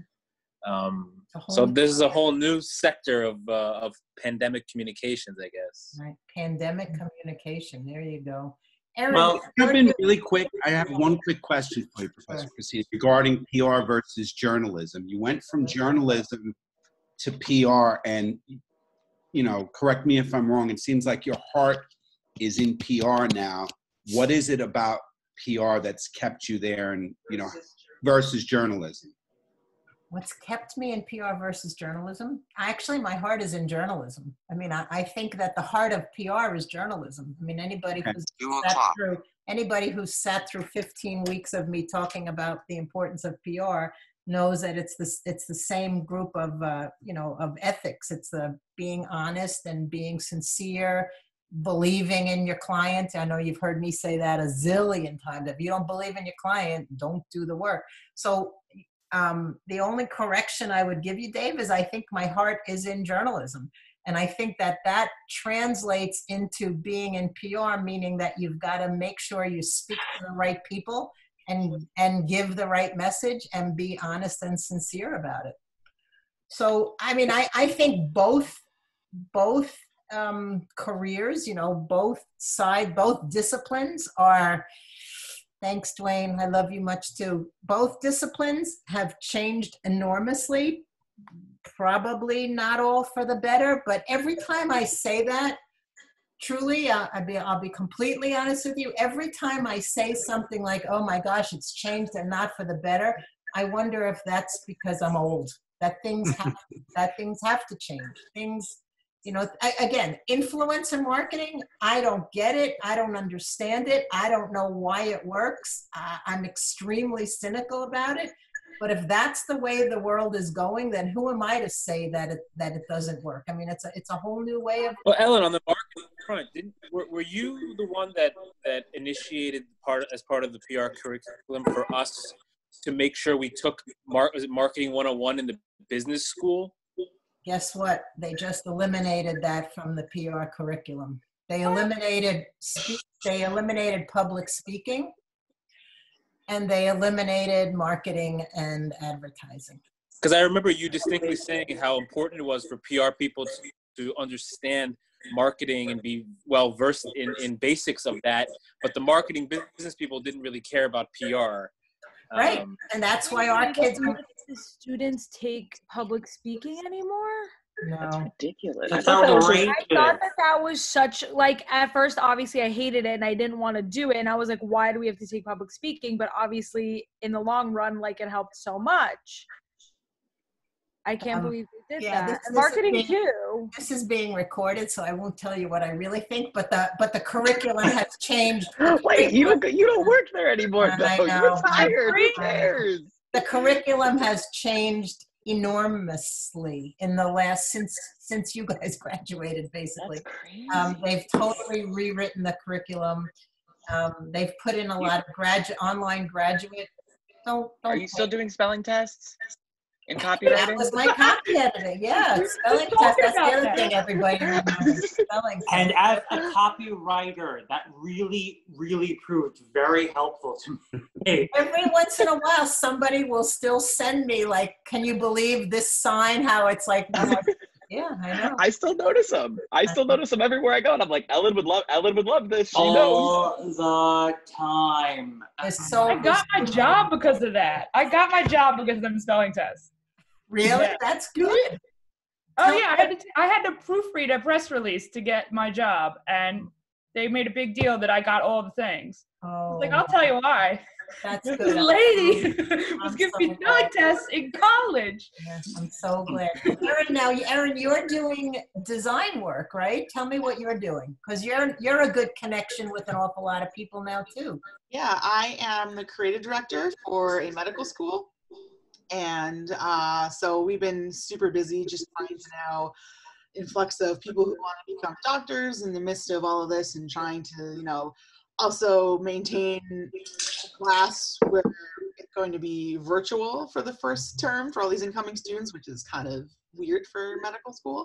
Yeah. But so it's been pretty busy. But yeah, I'm doing design work. I went to school with the hopes of being a journalist, kind of fell into the the editorial design part of it, and really fell in love with the design side, and kind of been doing that ever since. And do it on the side too. You have your own business. Yep, it's like a small little, side business. Mostly for that, it's stationery, so invitations, that kind of stuff, pretty much. There you go. Connect with her if you need that. Absolutely. Invitations to retirement parties that will happen sooner or later. Baby stuff. Absolutely. That's awesome. I have to jump out, but it was wonderful seeing you. I can't wait to talk to Joan about Barbara. That's exciting. Yeah, it is going to be exciting. Congratulations again. And by the way, that was my impolitic question because I was so curious, if you don't mind me asking. I've heard good things about you journalism-wise and PR-wise. So I was curious, as somebody who's worked with PR people for 25 years, but I've been a reporter, what did you prefer about one discipline to the other? It sounded like you liked the discipline of PR more. They're both so, and again, that goes back to what I think is happening with PR. I mean, they're so totally connected in the importance of what they do, and there's hopefully there's becoming a little bit more respect between the two disciplines. Yeah. I mean, for years, journalists didn't respect PR people, and because as journalists, I would never want to do PR, but it's interesting how you liked PR, right? Yeah. Well, I believed in what I was promoting. That's 99% of it.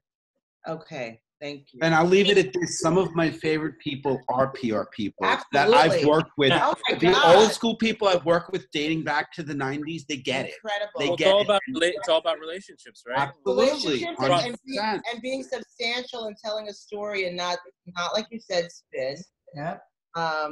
Makes all the difference. Yep. Dave, I'm very proud of you. I'm so happy to still be in touch. Yeah, absolutely. I can't wait to get together. It's going to happen. This will be fun too. I totally didn't recognize you. I know you did. You're like, are you in the wrong session? There's a barber in the house. Yeah, exactly. I thought I had a Zoom, what do they call it when people like cut into your Oh, Zoom? like a Zoom bomb kind of thing? Bomber, Like yeah. Zoom bombing? Yeah, I know. Love you. Yeah, love you too. Stay safe, everyone. Thank Bye. you. Bye, guys. You guys. One of my coworkers is called the Spin Doctor because she spins a wheel, not because she spins PR. But every time I hear it, I truly think of you. And I'm like, oh, spin. Spin is bad. You don't want to spin. You don't want to have to spin. Yes. Spin was the four-letter word. That's Bad right. word. Bad word. Four-letter Spin word. is the only four-letter word, actually. So I can't believe you guys are still here. I've had another glass of wine. I've had my dinner. I'm so impressed. We're going 15 strong right now. I am on my second Well willpower, done. my signature cocktail.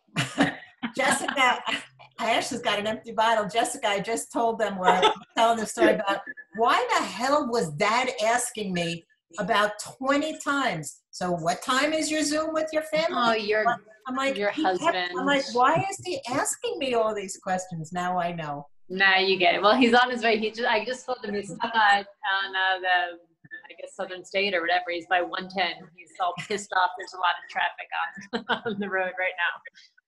All right, we really are going to say goodnight. I just want Love you. Sleep We'll tight. talk tomorrow. I don't think we'll talk tonight. We'll talk tomorrow. Bye, Luca. He has his PJs on. And there's Eric, too. Love you, sweetie. Thank you so much. Good night, yeah. Bye. Bye. So cute. Look at that cutie pie. Come on, Will. Doesn't that change your opinion? Will, don't you want a little Luca something? Come on, just a little. Well, my little Luca would be in Switzerland too, so I'm just not, affectionate. I don't believe that at all. I don't believe that either. Bye. Bye. Bye. Yes.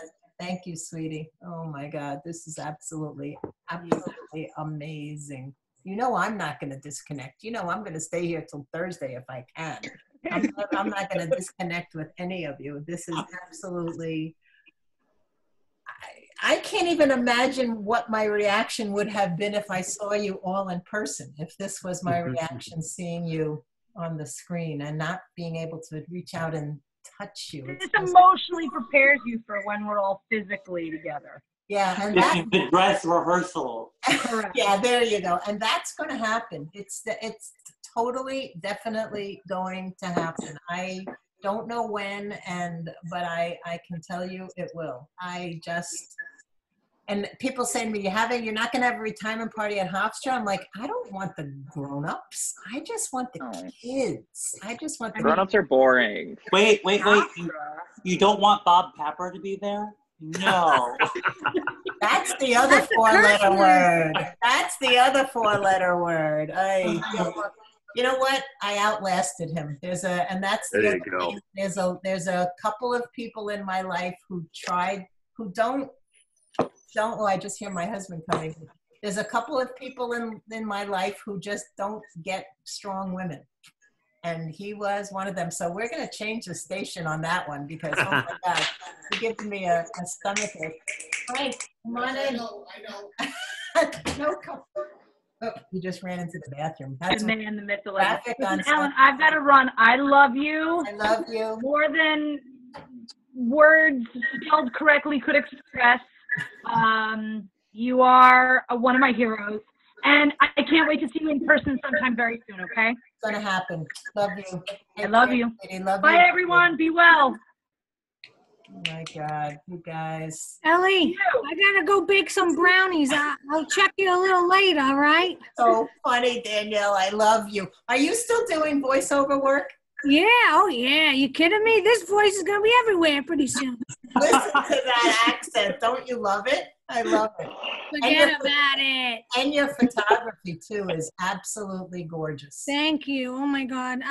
It's crazy. I just picked up back then, a BlackBerry. I just started taking pictures. And everyone's like, oh, wow, that's great. And then I bought a camera, and then I bought another camera.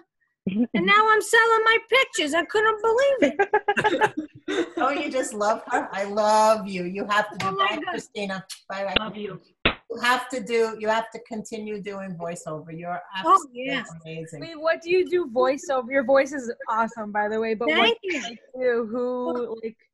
I work at iHeartRadio, and I work with Elvis Duran in the morning show. And I love Elvis Duran at the morning show. Were you at one of the dinners? Were you at one of the PR dinners? Maybe I'm. Yes, I was. Were you? Maybe we met once. I met someone from iHeartRadio. I'm sure it was Danielle. Yeah.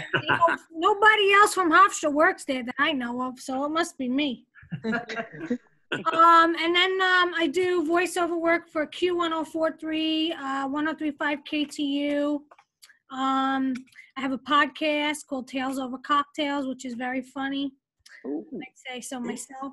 Write that down. Tales Over Cocktails. I love that. Yeah, we drink cocktails and we talk about bullshit, so it's fun, you know? That's all I do. That's my life, you know? But, yeah, so I do that, and then photography, photos by DD. It's all landscape photography. And then what else? Oh, and I oversee all the artists that come into iHeart, doing any type of interviews, but obviously that's not happening for a long time. Yeah, right. 2021 is when we'll have guests back in, apparently. Ay. It sucks. Our festival is not even happening. It's going to be virtual, and now we don't know about Jingle Ball. So, wow. Jingle Balls. You know? Tell me about your job, Will. I don't know. I don't know if I have anything to say about my job. So my boss and my boss's boss and my EVP all adore me, but of course they do. But yeah, I'm kind of coasting, I think. I don't love it. You don't love it. I don't love it. It's the publishing company, right? Who are you working No, for? okay. I work for America's Strangest Company. For context, I work for Publishers Clearinghouse, which is neither a publisher nor a clearing nor a house. And so, but you're writing. What are you doing? So I write our email advertisements, and I'm fairly confident when I say I'm our most successful writer. So very proud of that. Good. But okay, I don't know if everyone watched 30 Rock. Yes. Because obviously Jane Krakowski's character was based on me, but it was so funny. But we just went country. We really decided just to refocus on our Heartland America audience.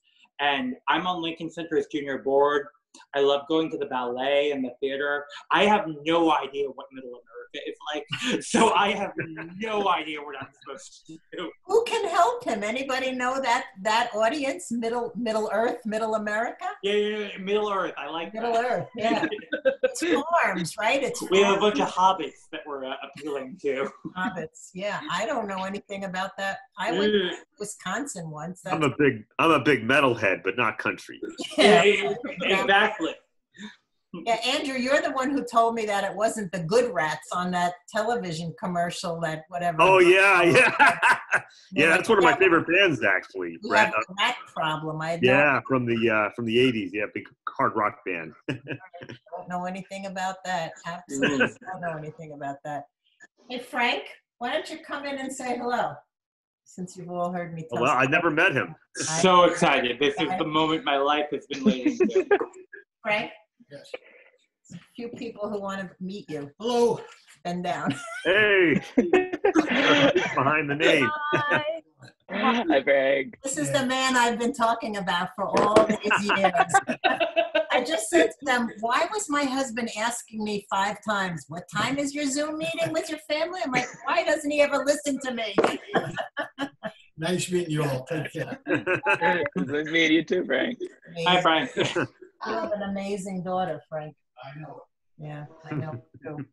How did she do this? Who was the filming? She's such a rock star. We got She's so incredible. She emailed us all. I don't even know how long ago. A while ago. For months. March, couple months. Yeah. To put together a video, apparently, that I'm gonna not be able to watch probably. But how did Just one really long, sad movie. Really? But a good kind of sad. A good kind of sad. Like an accomplished, like a good, I don't know if good sad isn't like a, I can't even think of the word right now, but it makes sense. But Tears of joy. I don't know. It's also I'm almost afraid to watch it. But I have a musical number in it, so you have to. Christina, Ashley and I did ours together. We just did? Oh my God. We figured it was the only right way. Oh my God. We did everything else together, so we figured we'd do that together. Oh my God. That's awesome. Yeah, Ashley, you come in second place for Tears in my office too. Oh yeah. You not so much tears as nerves. So G was tears and you were nerves. Oh, because tears and red. You never know. There's always a chance for the world to implode and for everything to fail. Not a chance. And you must plan for that. Not with my I told Murphy's you. Law. I know I told each and every one of you, don't doubt yourself because one of my kids, I'm not. You should doubt yourself. That's bullshit. You know it. You guys are awesome. Absolutely awesome. Anybody want to give me any more news? What's going on? Christina, we're trying to hire a early to mid-level PR person in Philly if you know anybody. Oh, who just said they're in Philly? Kim Aaron just moved to Philly. I can go to Philly. I could go to Philly. If you're not loving that whole thing, I pretty much work in insurance and hospitals. It's really not sexy at all. But I work in commercial real estate and construction at the current moment, so. Oh, wait, would you really? Would you move, Michael? Would you go? Depending. I mean, right now, so my lease I was still kind of living on Long Island when I was working in the city. My lease on Long Island is up. And then since we're not positive when we're going back to our office, I just came back to Connecticut. And I don't know how long I'm going to be at my current job for a while. It's not bad. It's just definitely not what I want to do.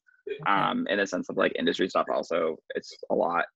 Because we're just a small team with a lot of business. Yeah. But I don't know. I mean, I was looking for new things. We do content marketing and digital marketing for insurance companies, technology, and B2B. If you're send me. Can't hurt. Connect. I mean, it sounds like you know who else is in. I'm not going to override you, Michael. But you know who else is in Pennsylvania? Remember Zach Hanby when you came in? You came in when Zach. Maybe you didn't. Maybe it was the semester before. Anyway, he moved back to Pennsylvania unhappily. I mean, he said all semester, the one thing I don't want to do is move back to Pennsylvania, and he just told me that he moved back to Pennsylvania. I mean, everybody's in such a state of flux now. It's weird. We are not going back to the office before 2021. So, I mean, if you're not in a rush to move, we're recruiting online right now. Listen, I just bought a van. I'm gonna put Wi-Fi in it. I can go wherever. Good. There you go. See? I love that idea. Are you I've gonna got a garage full of Volkswagen buses. I identify with your lifestyle. Yeah, I tell people that they can pull my dead body out of my Manhattan apartment, but like, talk to me. On that note, I have to leave. Goodbye. Congratulations. I will talk to you soon. Please do. Please do. It's been a treat. I am looking forward to the in-person party. Me too. Thank you so much. Love you. Stay well. Love you Ellen, too. I have to hop off as well, but I want you to promise me another lake house lunch over the next couple They of just weeks. opened for outside dining, so you let me know. How are your parents? They're hanging in there. They're hanging in there. I told them I was on this call, and I got a lot of excitement. Mommy's special friend. Hi, sweetheart. Love you, David. Can you say Lukey? Hi, Can you say Luke. hi to Ellen? That's Mommy's teacher. No. Ellen is like Miss Lynn. Who else has to go? Adam, are you waving goodbye too? No. Oh, good. Going back to nap time. No more nap time. Nap time's over, cutie. Cute. Isn't he adorable? Oh my gosh. Oh my But god. where are you going? He's going back to take a nap. No, he's afraid of his bed all of a sudden because he keeps having nightmares. So now he sleeps and he's got a teepee in his room. So now he sleeps in his teepee. But then last night he had a nightmare in his teepee. So everything is. I mean, I would think little kids are under a lot of stress too now. I mean, yes, baby. Everything has changed. Everybody's staying sane. I have every once in a while I have a meltdown. Like that was I had one yesterday. I had one yesterday too, where I just burst. I miss sports like crazy. Yeah, I had one a few nights ago, out of nowhere. You had a meltdown. I cried every 2 weeks for the first 2 months, and now I'm kind of over it. But how is your mom? Is your mom with you, or is she still in New York? She's still in the city. She's doing good. She's been leaving the apartment more often now that things are starting to open up. But the first, March, April, half of May, we've just been, we didn't even leave the apartment to do anything, not to walk, not to do anything. Everything was delivered. Didn't leave, and she's high risk, so there was neither of us wanted to leave. After I came home from the hospital the first time when it started, I was forced to quarantine in my own bedroom. I couldn't go to the kitchen or to the living room, nothing. We were just so nervous, but everything is fine now. She's good. Leaving the house, and things are starting to open up in the city. Okay. So, yeah, but a lot of, unfortunately, from what she's told me, a lot of, restaurants and a lot of stuff that are just now starting to open up, a lot of them also, unfortunately, had to go out of business, which is really upsetting, some of our favorite places, which sucks. And also, She was there when the whole looting and breaking windows and everything. She was in Manhattan, right? Yeah, she, because it did first start downtown, and then it did move uptown, and we live really close to Fifth Avenue and on Lexington, where we live in front of all that stuff. She did say that looters did cause some trouble on our street, but it was fine otherwise, nothing major, and everyone was safe in the end. Thank God. But things are looking up, I guess. I mean, I'll go back when it's worth going. I don't know, I feel like as long as things are opening, as things are fine here and things are still closed there, I might as well stay in Miami. You might as well. You might come back. Yeah. Yeah. You might as We'll well. see. Yeah, Florida. Just road trips here and there. And Florida's pretty much open, 100% open now, right? It's open. Yeah, it's open for the most part. I mean, like no one's going clubbing, but they just started opening the beaches and the restaurants are open, and they did, you know, like social distance with the tables and stuff in restaurants. But I also heard that there's like 8,000 new cases this week in Florida alone. So I'm not sure. People in Miami are like in their own la la land. So people love to like not wear masks and not, you know, just do what you gotta do to like keep the numbers down. But I'm hoping it doesn't, you know, get any worse and things have to close down again. I know. But we'll see. I don't know. We're trying to get out of here. We're going to North Carolina this week. We're driving. We're getting out. We're leaving. Good. A lot of people I'm talking to have been going to North Carolina. That's the place. If they're getting out of anywhere, that's where they've been going. Really? Yeah. Wow. Just be safe. I mean, that's the whole thing that I've been saying. I'm, you know, again, I've been running into some political disagreements with some people in my family. Just, you have to take your own personal rewards and risks. I mean, you have to be smart. The thing that's gotten me about all of this, and again, I know Robin and Aaron with kids, it makes a difference for sure, but you just have to be smart. I mean, people like you would get on a plane and go to Switzerland in a hot minute. That's what I'm waiting. I'm waiting for I'll be on that first plane. The risk of the reward is worth it to me. Is it worth it to go to Macy's this weekend because the mall opened? No, that's not something I'm willing to do. But it's so scary because you don't know what to believe. And everything's changing every day. So you're not quite sure, you know, I don't know. Let me just say, it's not even fun anymore. Like, I mean, at least in Florida, I don't know what it's like where everyone else lives. Like here, because everything is open, like the mall is open and stuff, like it is dead. Yeah. It is not even fun to go to the mall or to go into a store and to shop and to do anything and to walk around the mall wearing like a mask. Like, it's not like you can't, it's just not I'm just gonna enjoyable. go around Target or something Yeah, no, it's not enjoyable. And like having to like come up for air every like 5-10 minutes, like it's just not, like I'd rather stay at home and just not, it's not worth it. Drink and eat. That's what I've been doing. Oh my God. Well, for us, my son is terrified of masks. He doesn't even have one, and I won't take him anywhere where he has to go and wear one, which basically means he's been only to the Starbucks drive-through and the Target drive-through. Yeah. But that's a big part of why he's not going back to school, is that they're requiring them. And I think that's silly on little kids that are touching their, I mean, don't you guys hate wearing them for like more than 10 minutes? Like, could you imagine asking a 4-year-old to wear one all day long? That's what I hear they're doing with because I heard a lot of like day camps are trying to open up.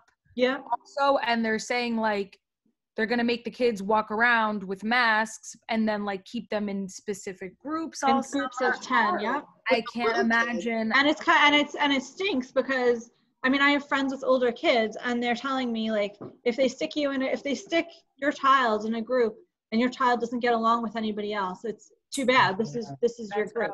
Yeah, you can't change groups, guys. Right. Wow. Yeah, like Aaron, how old are your kids? One's going to be 4.5, and Coraline's going to be 2 in a month, next month. So 4 and 2. So kindergarten is looming. Actually, no, because he's born in December, so he missed the cutoff. So he's going to pre-K. Okay. In the fall, which, yeah, we're just still trying to debate the whole daycare situation because it was also like my parents watch them part of the week and then they go to daycare the other part, but my mom's very high risk. So then just trying to figure out how do we split that care. It has to probably be all or none. Like they just stay with my mom all the time, which is a lot for her to handle, or they go to daycare all the time. But right now there isn't the space because they were only going, part-time, and just trying to read up on what are the procedures and for little kids, like keeping them away from each other and keeping like the masks on. Like my son, he's kind of into it, but when he wears it, we don't go anywhere where he like really needs to be having it on. We'll go for a walk, but he messes with it. And, it's totally different when you're actually interacting with people and then messing with your mask. And the 2-year-old, like, she's not going to wear it. No. And you also have, I'm sure you saw it with your daycare, like they're discouraging kids from sharing toys. How do you tell a 4-year-old who's supposed to be learning about sharing, don't share? It's that whole like social interaction that they're getting out of the daycare, in addition to any educational stuff that's like it's pretty much taken away. Lost. They can't and we haven't been there since like mid-March when everything shut down, because our daycare was still open, but mostly for essential workers and like their families. But like some updates we were getting, and like most of those things have been taken out of the classroom, and now it's split up to even like the classes were smaller to begin with, but even smaller groups of kids, and they're always doing things together, playing together, and it's like people say to me, so how's retirement? I'm like, if this is retirement, I'm getting another job.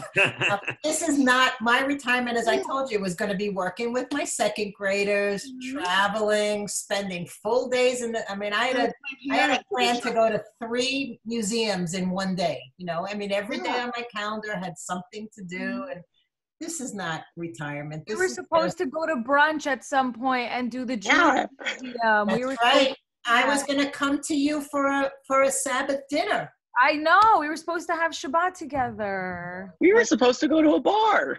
Yeah, that's right, Michael. I was going to buy you a drink. That's right. Oh my God.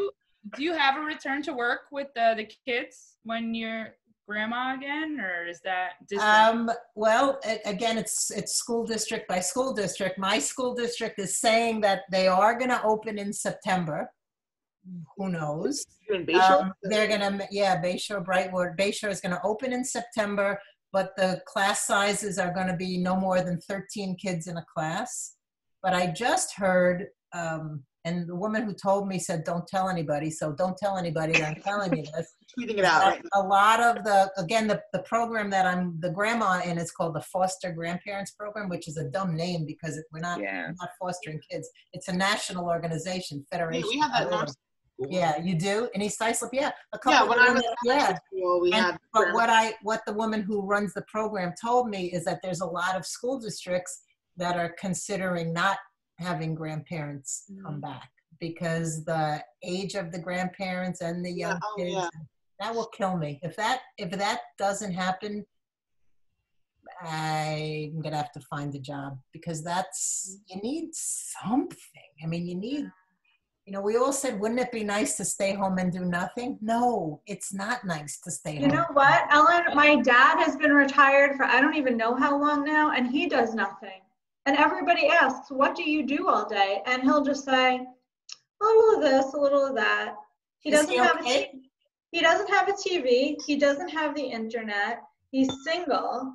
Wow. He has very few friends, and he's home all day. And he walks around. He's in his 70s, but physically he's fine.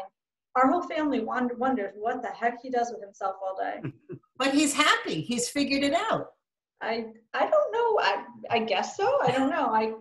Happy to me would never be, sitting and staring into space all day. I know. For like a day to like regroup, and then that's how I felt. The first week of quarantine, I was like, this is awesome. And by like week 3, I was like, I don't know. Then it got old real quick. It's like every so often, just a day of nothing or a couple days. Right. Something. Yeah. Oh, the work has just gotten worse. The work has just gotten significantly worse. I'm like, oh my God, I thought I was working really hard. Like, work? I'm like, there's like this belief system, like, you don't have much to do. We can launch all these initiatives. I'm like, no.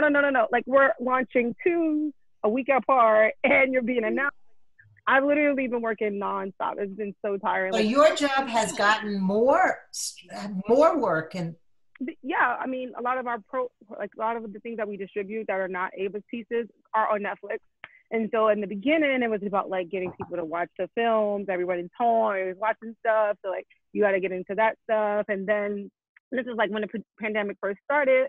Then we have a programming team. So they program stuff. So we was doing like watch-alongs on Netflix Party and all these different things where, again, I work on the marketing team, so I had to do the promotion for that. And it was like people, journalists to write about it. And then it's just like once the turn of the tide in terms of like George Floyd's being killed, it just kind of blew out the water. Like, Ava's announcing to be in the board, and then all the initiatives that we've decided to do, the Oprah 2-night special that she's done. She was on Ellen. She was on CBS this morning. Wow. I You're don't. busy, is what you're saying. So you're busy. A good busy. It's good, but it's stressful. I was like, I need a break. So this weekend, I'm actually not working. My coworkers have taken on my work for the weekend. I'm like, y'all split it up. Also, she's trying to get me 2 interns, publicity and marketing interns. They have to be LA-based because we're going back to the office actually June 7th. You We're are. companies, there's like 15 of us at the office. So, and that space is like 3 buildings. So she's doing a separate. But as of yesterday, film production is back. Gyms are open. I'm like, I don't even want to see a gym. I don't really want to know. So she's given us a month to go back, or 3 weeks technically, because people will be going back on Monday. Some people, and she just wants to see how what happens with them. Like, are they going to be okay and safe? Will numbers spike like they have in Florida? You know, those are all concerns. But I'm going back to the office soon, and I'm kind of like, it's like a good and a bad thing because I've missed working in the office space. I just moved into this place, and buying furniture has been like my solace and trying to keep me sane. So. Wow. Robin, I'm waving goodbye to you. Okay, bye, guys. I'm sorry Love to jump you. off after week 8 and Awesome. nothing. You have kids. Love you. Thank you Yes, so very love much you for too. this. Do you Thank- still use your AOL address? No, it's No. etfrisina@gmail. That's the best Gmail, place to okay. get me. Yeah. I'm going to Okay, lose cool. my Hofstra account. Bye-bye. Bye. Oh Yeah. no! I Yeah. gotta write your name down. I gotta write that down. On Right August 31st, they cut me off of Hofstra. So it's etfrisina@gmail. I have mine. If not, we have you on Facebook. No, students. Yeah, Facebook. I know that that's for old people and not for you guys, but I love Facebook. I love it. Responding. I had to get off. I'm old. You have to get off it? Why? Well, I got off for like a week because everyone was just being so mean to each other. I just couldn't take it anymore. Oh yeah. Well, that's true. The whole But not that labeling far. and yeah, but that's life in general. I mean, that's people. You can't disagree with anybody. They call you stupid, and No, everyone thinks everyone else is inhuman now. I snoozed. I snoozed so many people. Snooze. Yeah, you can snooze them for 30 days. It's a wonderful thing. Absolutely. Yeah, I gotta snooze everyone except you and G-Day and like 2 other people. In the beginning, years ago, I was posting stuff, not politics stuff, but, like, I guess kind of politics, whatever. And Jessica, my smart daughter, she said, A, nobody gives a shit what you think about politics on Facebook. And B, all you do is piss people off. Stop. I'm like, you know what? You're right. You're right. Just scroll past. You use it, Adam, right? You use AO. I mean, you use. I use Facebook and Twitter just as a method of disseminating information. But you also use AOL. Your address is still I have AOL. a very old AOL account that is still active. I use that as kind of like junk email. That's what my Facebook account is attached to. So when you like sign up for any of those like app things you add on and they want to spam you with email, that's where all my spam goes. It's my AOL address. I just did I don't know if you've seen the ad on Facebook. It's Passbook. I mean, there's now 3 or 4 different companies that pop up every day, but they take your Facebook photos and they put it in a book. So I did one for a decade, 2010 to 2019. They took all my Facebook photos. I mean, I could pick and choose which ones I wanted. And it's really cool because it's like, okay, when I die, I can give this to Luca and he can see what I've done for 10 years. But now I wonder, so now somebody has all my photos. So now the cynical, scary part of me goes, okay, people in China are now looking at I don't know. No? I don't want to do that anymore, but I feel like if they're already on Facebook, they're already there. China's already looking at your profile, so. When it gets in a digital format, like, in my opinion, you can't do It's even worse than photos, though. It's like, I was just having a conversation with my roommate, and we were talking about, like, we just finished, like, our living room, our dining room area, which is really great. And, like, we're like, oh, okay, now we can buy, like, the little cute stuff. And she's like, yeah, I want eucalyptus in a glass case. I woke up this morning. I was, like, scrolling through social media. There was a eucalyptus in a glass case, and I sent it to her, and I was like, this is the most creepiest thing. I don't know, like, how we're going to have to talk to each other when we want to kill somebody, because we got to do That's scary. That is scary. Sometimes I literally just think about stuff and it shows up, and that freaks me out. I had Alexa, and I disconnected her because My mom doesn't allow it in the house. We don't allow it. My mom doesn't let. My mom does not. My mom is she like, started talking to me when I didn't say, "Hey Alexa," she's disconnected now. But when this whole isolation thing started, all of a sudden Alexa would start talking to me, and I'm like, no, goodbye Alexa, no. Now I just say, Siri, read me the news. I don't know if Siri's listening to me too, but you're definitely listening to everything. Yeah, it's kind of scary. It's kind of scary. But hey, when I say that, I think I'm probably old. I'm probably saying that because I'm old. No, we see it too. I think everybody thinks in the 90s when I was taking classes, so you can't be old. Yeah, no, I am old. I'm officially elderly. I hit 65, so I'm officially elderly now. Like at 64, I wasn't, but at 65 now I'm elderly. It's a terrible, terrible label. Enjoy the discounts. Yeah, exactly. You get into the beach for free. Absolutely, absolutely. Like free donuts at Dunkin' Donuts sometimes. Yeah. Some good stuff. You can pretend that you're me and use my Dunkin' Donuts discount. My dad uses it all the time. I love it. It's the discounts are great. Long Island Railroad, half price. Yeah, the discounts are great. But elderly, I mean, any kind of label whatsoever is a. Now, Adam, you're 100% clear, but are you still concerned about? I mean, how are you doing with all of this? I mean, I'm good. I take blood tests every 12 weeks, and I drop numerous F-bombs because I still hate needles. Yeah. But no, I asked my doctor when this whole thing started off, I said, hey, what are my risks? And he said, you have really not much to worry about. The immune system is great. Right. I work out, I eat right. Yeah. He said, if I were to catch it, I'd recover very quickly. At the same time, I'm down to 1.5 lungs. So I really don't want to catch something that's a lung-based disease. Yeah, so right. I take, like you said, the risk versus reward. Right. Tell me again the title of your book. I'm writing it down now. Oh, hold on, I can chat it to you. Yeah, good. Because it's a really long title. I want to read this. Yeah, absolutely. Everybody's saying goodbye. Here he's going. He's going to write it to us. I'm waiting for Oh, it. that was sent to everyone. Chembro, like chemo, but I'm bro, so Chembro, like chemo. Okay, embracing beast mode to beat cancer. Wonderful. There's a lot of workouts. There's occasional blacking out. There's a lot of talk about finding the right doctor and not necessarily going with the first one that you see. Did you write it to be a guide to, like a motivational guide for, or was it a? Not just for people going through what I went through, but just in general, the concept of facing hurdles and jumping over them. And I don't know, I'm sure everyone else here has seen this too on social media. People tend to complain a lot, but not actually do anything. Right. And I want to show people to, hey, just face it head on, do it, get through it.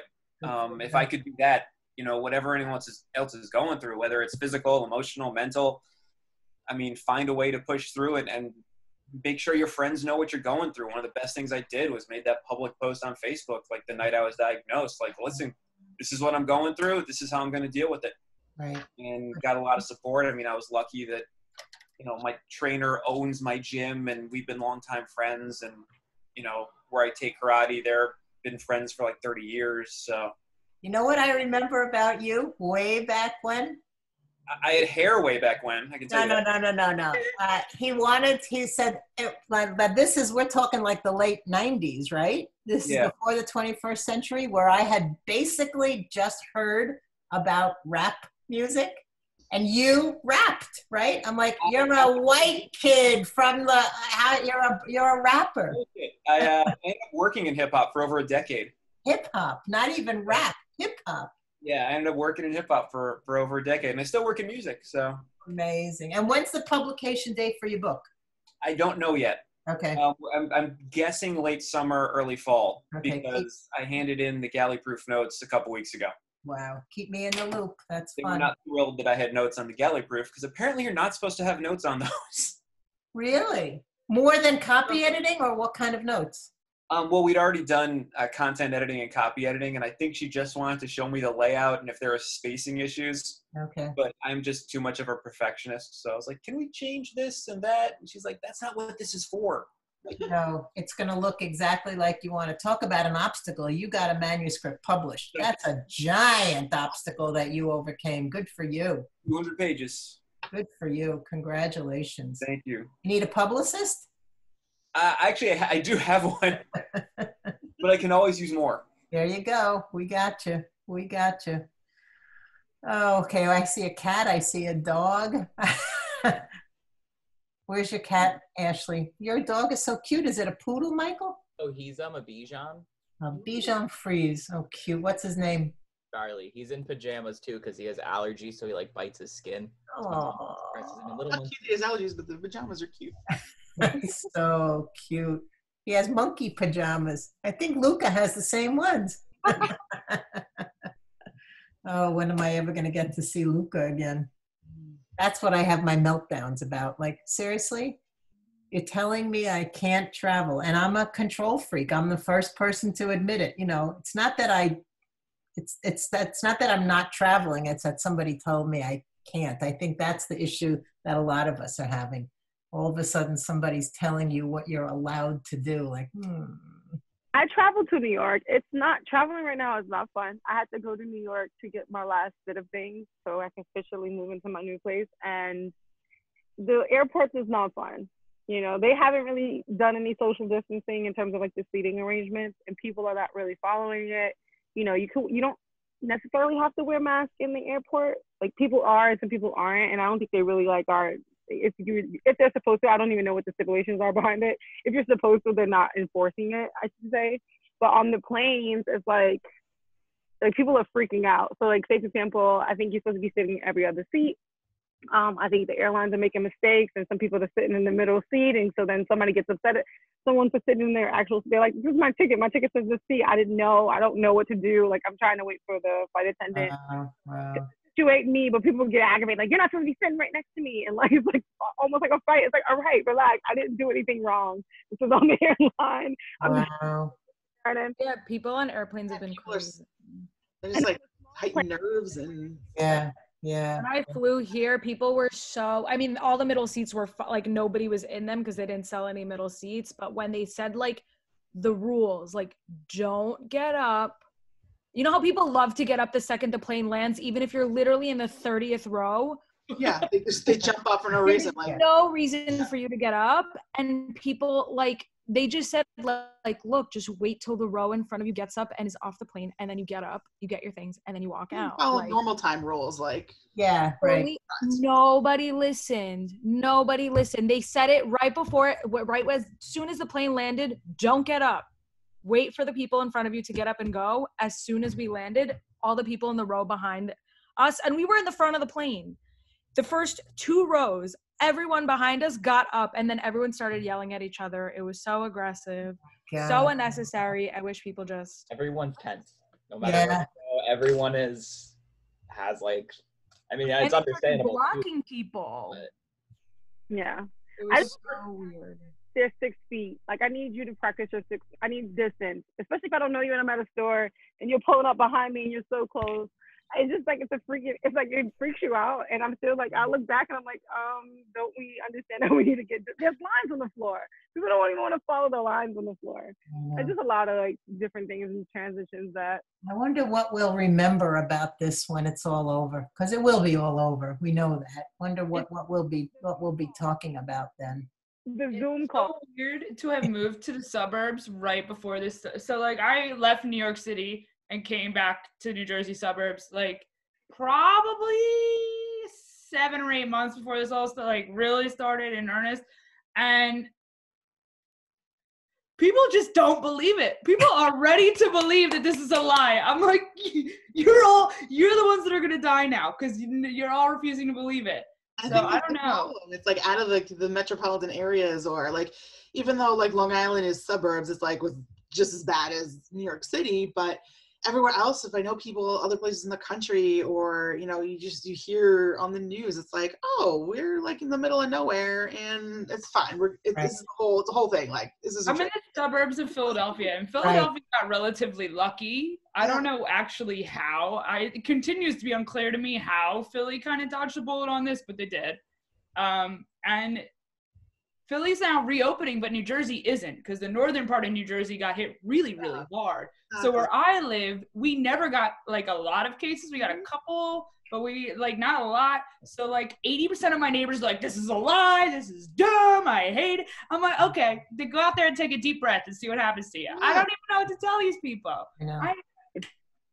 Well, I just saw something on Facebook that said, if you've never been a victim of racism or suffered from coronavirus, it's hard for you to believe that either one really exists. Exactly. Now you have to, we're all kind of selfish and self-centered. And if it doesn't impact, I mean, you know, knock on wood, I mean, that's what, when I have my meltdowns or feeling my pity parties, which I have for myself too, I think I'm healthy. I have a paycheck. I have food, I have toilet paper, you know, I mean, I have shelter. Why am I I'm feeling sorry for myself? And come on, you know, you have to like sort of snap out of it. But then the next week I have the pity party again. So I think that's just part of it. Pity party. But then again, if you think about it, as I said, I'm sorry, go ahead, G. No, I was saying the pity party for yourself is natural for everyone, right? But I think as long as you can snap yourself out of it and be like, okay, there's bigger things in life. Yeah. I mean, we all get to the point where we're like, oh, like frustrated about silly stuff. Like even at work, like I sit here and complain and people are like, you have a job though. And I'm like, you're right. It's a lot of work, but I'm happy to have a job because there's a lot of people who are like jobless right now. I have to constantly remember that, especially when I say, oh, I have so much work to do. I mean, it's still a lot. I know, it's true. Moment and like, okay. You know, I feel bad like when we hear ourselves complaining, like you just said, like obviously we have to think about all the things that we still have, and I feel bad. I'm like, I cannot be complaining, and I hate like I don't want, and you like want to complain to somebody else, and like you feel bad because maybe they're either going through the same thing or they're not, and you just don't want to sound like that person you just don't want to complain. Like it sucks and you don't want other people to like hear it and get annoyed with you, but like it's so natural to be upset about so many things, even though you know, like, you know, you should be grateful for everything that we have and everything, but like it's very natural. And I think everyone also needs to remember that like it's okay to complain. Like we're allowed to complain. This is not normal. And yeah, just remind yourself it's super hard. It's at the end of the day, it's like a global thing. Like everybody, the whole world. That's what's so amazing. The whole entire world. It's not just you alone in your room having this issue and like this argument with yourself. It's like every person is experiencing it to some level, affected by it. So like I think the like what you said, like the better part is being able to like snap yourself back into it and out of it, and kind of like realize it. But I think being sad and having the pity, I don't think it's pity.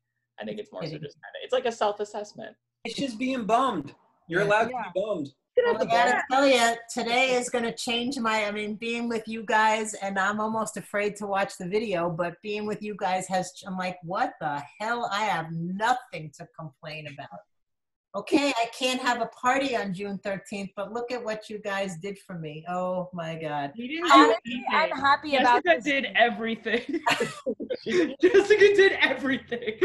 Tell me, give me because she probably won't, she'll be too humble. How did this whole start? Give me the whole thing. She just filled out. She got all the emails from you, I'm pretty sure. And she just said, I have all your guys' emails. If there's anyone you know that I'm missing, like, let me know, but we want to do this video for her. And so she's literally been working on it since this all started, since March. I don't know how she conned you out the emails. How did she get the emails from you? Like that part. When she was here in March, she tricked me. I mean, she's pretty good at that, because when she was here in March, she said to me, what are you thinking of doing for your retirement? I turned 65 in March. And she and Luca came for my birthday, and then we were going to go to Portugal for my spring break. And that's when the world all closed down. But when she was here in March, she said, what are you going to do for your retirement? I'm like, I want to have a party of my kids. I said, but you know, I need to how do I do she's like, well, let's put together a list. So she and I didn't know why but she and I sat at my computer and I pulled emails from, and I pulled them from Facebook and I pulled it. So she made a spreadsheet for me that I didn't know she had a copy of, but she made a spreadsheet for me that I was going to use to send you all invitations to my party. She had explained to me, do you want to use Evite or do you, I mean, she tricked me. So she did that. And then, so how did she get today going? What did she do for today? I know that. I don't remember. Was she? I think she was originally. Did she start planning the video before? Well, the video was. Because I know I was late to it because my email, I don't think I ever gave it to you to get on the spreadsheet, but then Emily Kelly forwarded me the original. Yeah. Okay. The video was in the works before, like when we were hoping to do it in person, and then when it became apparent we weren't going to have the party in person, she emailed us separately saying, you know, we're going to have a Zoom. She thinks it's going to be just family, but it's going to be, you know, a bigger family. Yeah. Honestly, I think this was so much better. Like, obviously, I would want to have a party with you, but I think this was so great because and I've been saying this about Zoom all this time during quarantine. Like, I think if we were at the party right now, like, most of us wouldn't have interacted otherwise. True. Yeah. And we wouldn't have networked or gotten to know each other and hear each other's stories and all this like personal stuff. And I think it's awesome because I was messaging Mike and Emily and everyone else and our friends. And I was like, we don't know each other. We've never met, most of us. And we are literally siblings. I know. And it doesn't feel weird to hear all this like personal stuff going on in each other's lives because we are literally siblings. You're my kids. My kids, you're all my siblings. You're all my kids. Yeah. And I'm so happy that we got to like talk to each other because I really don't think we would have otherwise or met each other. So they just added that guy on LinkedIn. We never met. Good. What? So yeah. cool. No, you really definitely, that whole networking thing is, you know, that's been my thing from day one. Just networking and connecting people and making sure that everybody stays in touch because, you know, I don't know how many are on the video, but I have to tell you, not everybody is my kid. I mean, if you think that I've been teaching 22 years, 3 classes a semester, so 6 classes a year, let's do the numbers, 6 classes a year with 20 kids in each class. So that's 120 kids a year for 22 years. Yeah. I don't remember all of them, but I remember you guys. I mean, I remember my kids are my kids because there's something really special about you guys. But who is he saying Sabrina? Who's Sabrina? That's really bothering me. They drive you nuts, right? Our age? Yeah. Okay, is it Sabrina Alvarez? I don't remember if she was a PR person. I've never heard of Sabrina Alvarez. That I know. Didn't he say somebody? Oh yeah, Dwayne said Sabrina connected with me. Yeah.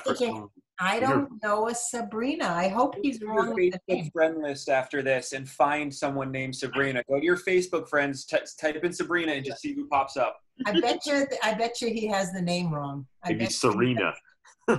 Serena. No. Yeah, now it's gonna bot. Now it's really gonna I don't wait. Is this her? Was she a PR person? When I looked up Sabrina Alvarez on Facebook, not Alvarez. I have her last name wrong, Hadass. It's Arevalo, Arevalo. I don't know any PR people from our. I just don't remember if she was PR or not because she's from Connecticut. I know that. Yeah, but if I connected her with Dwayne from coming into my class, it's got to be somebody I know. So hopefully he has the wrong name. Sabrina. Oh, she's this year. She graduated this year. Look at this. So much for privacy. Like a mystery. The internet. Tina. You guys, I'm gonna have to say goodbye, and I don't really. The first thing I thought. I love you for almost 3 hours. I can't thank you enough for this. And I will be in touch after I watch that video. I'm kind of afraid to watch it. You gotta do it. Watch it. I love it. Pull off the Band-Aid. I know. I love you to bits. Please stay in touch. etfrisina@gmail. Forget my Hofstra account. I'll be in touch. Sounds great. Love you. Bye. Love you. Love you. Thank you so much. Love you.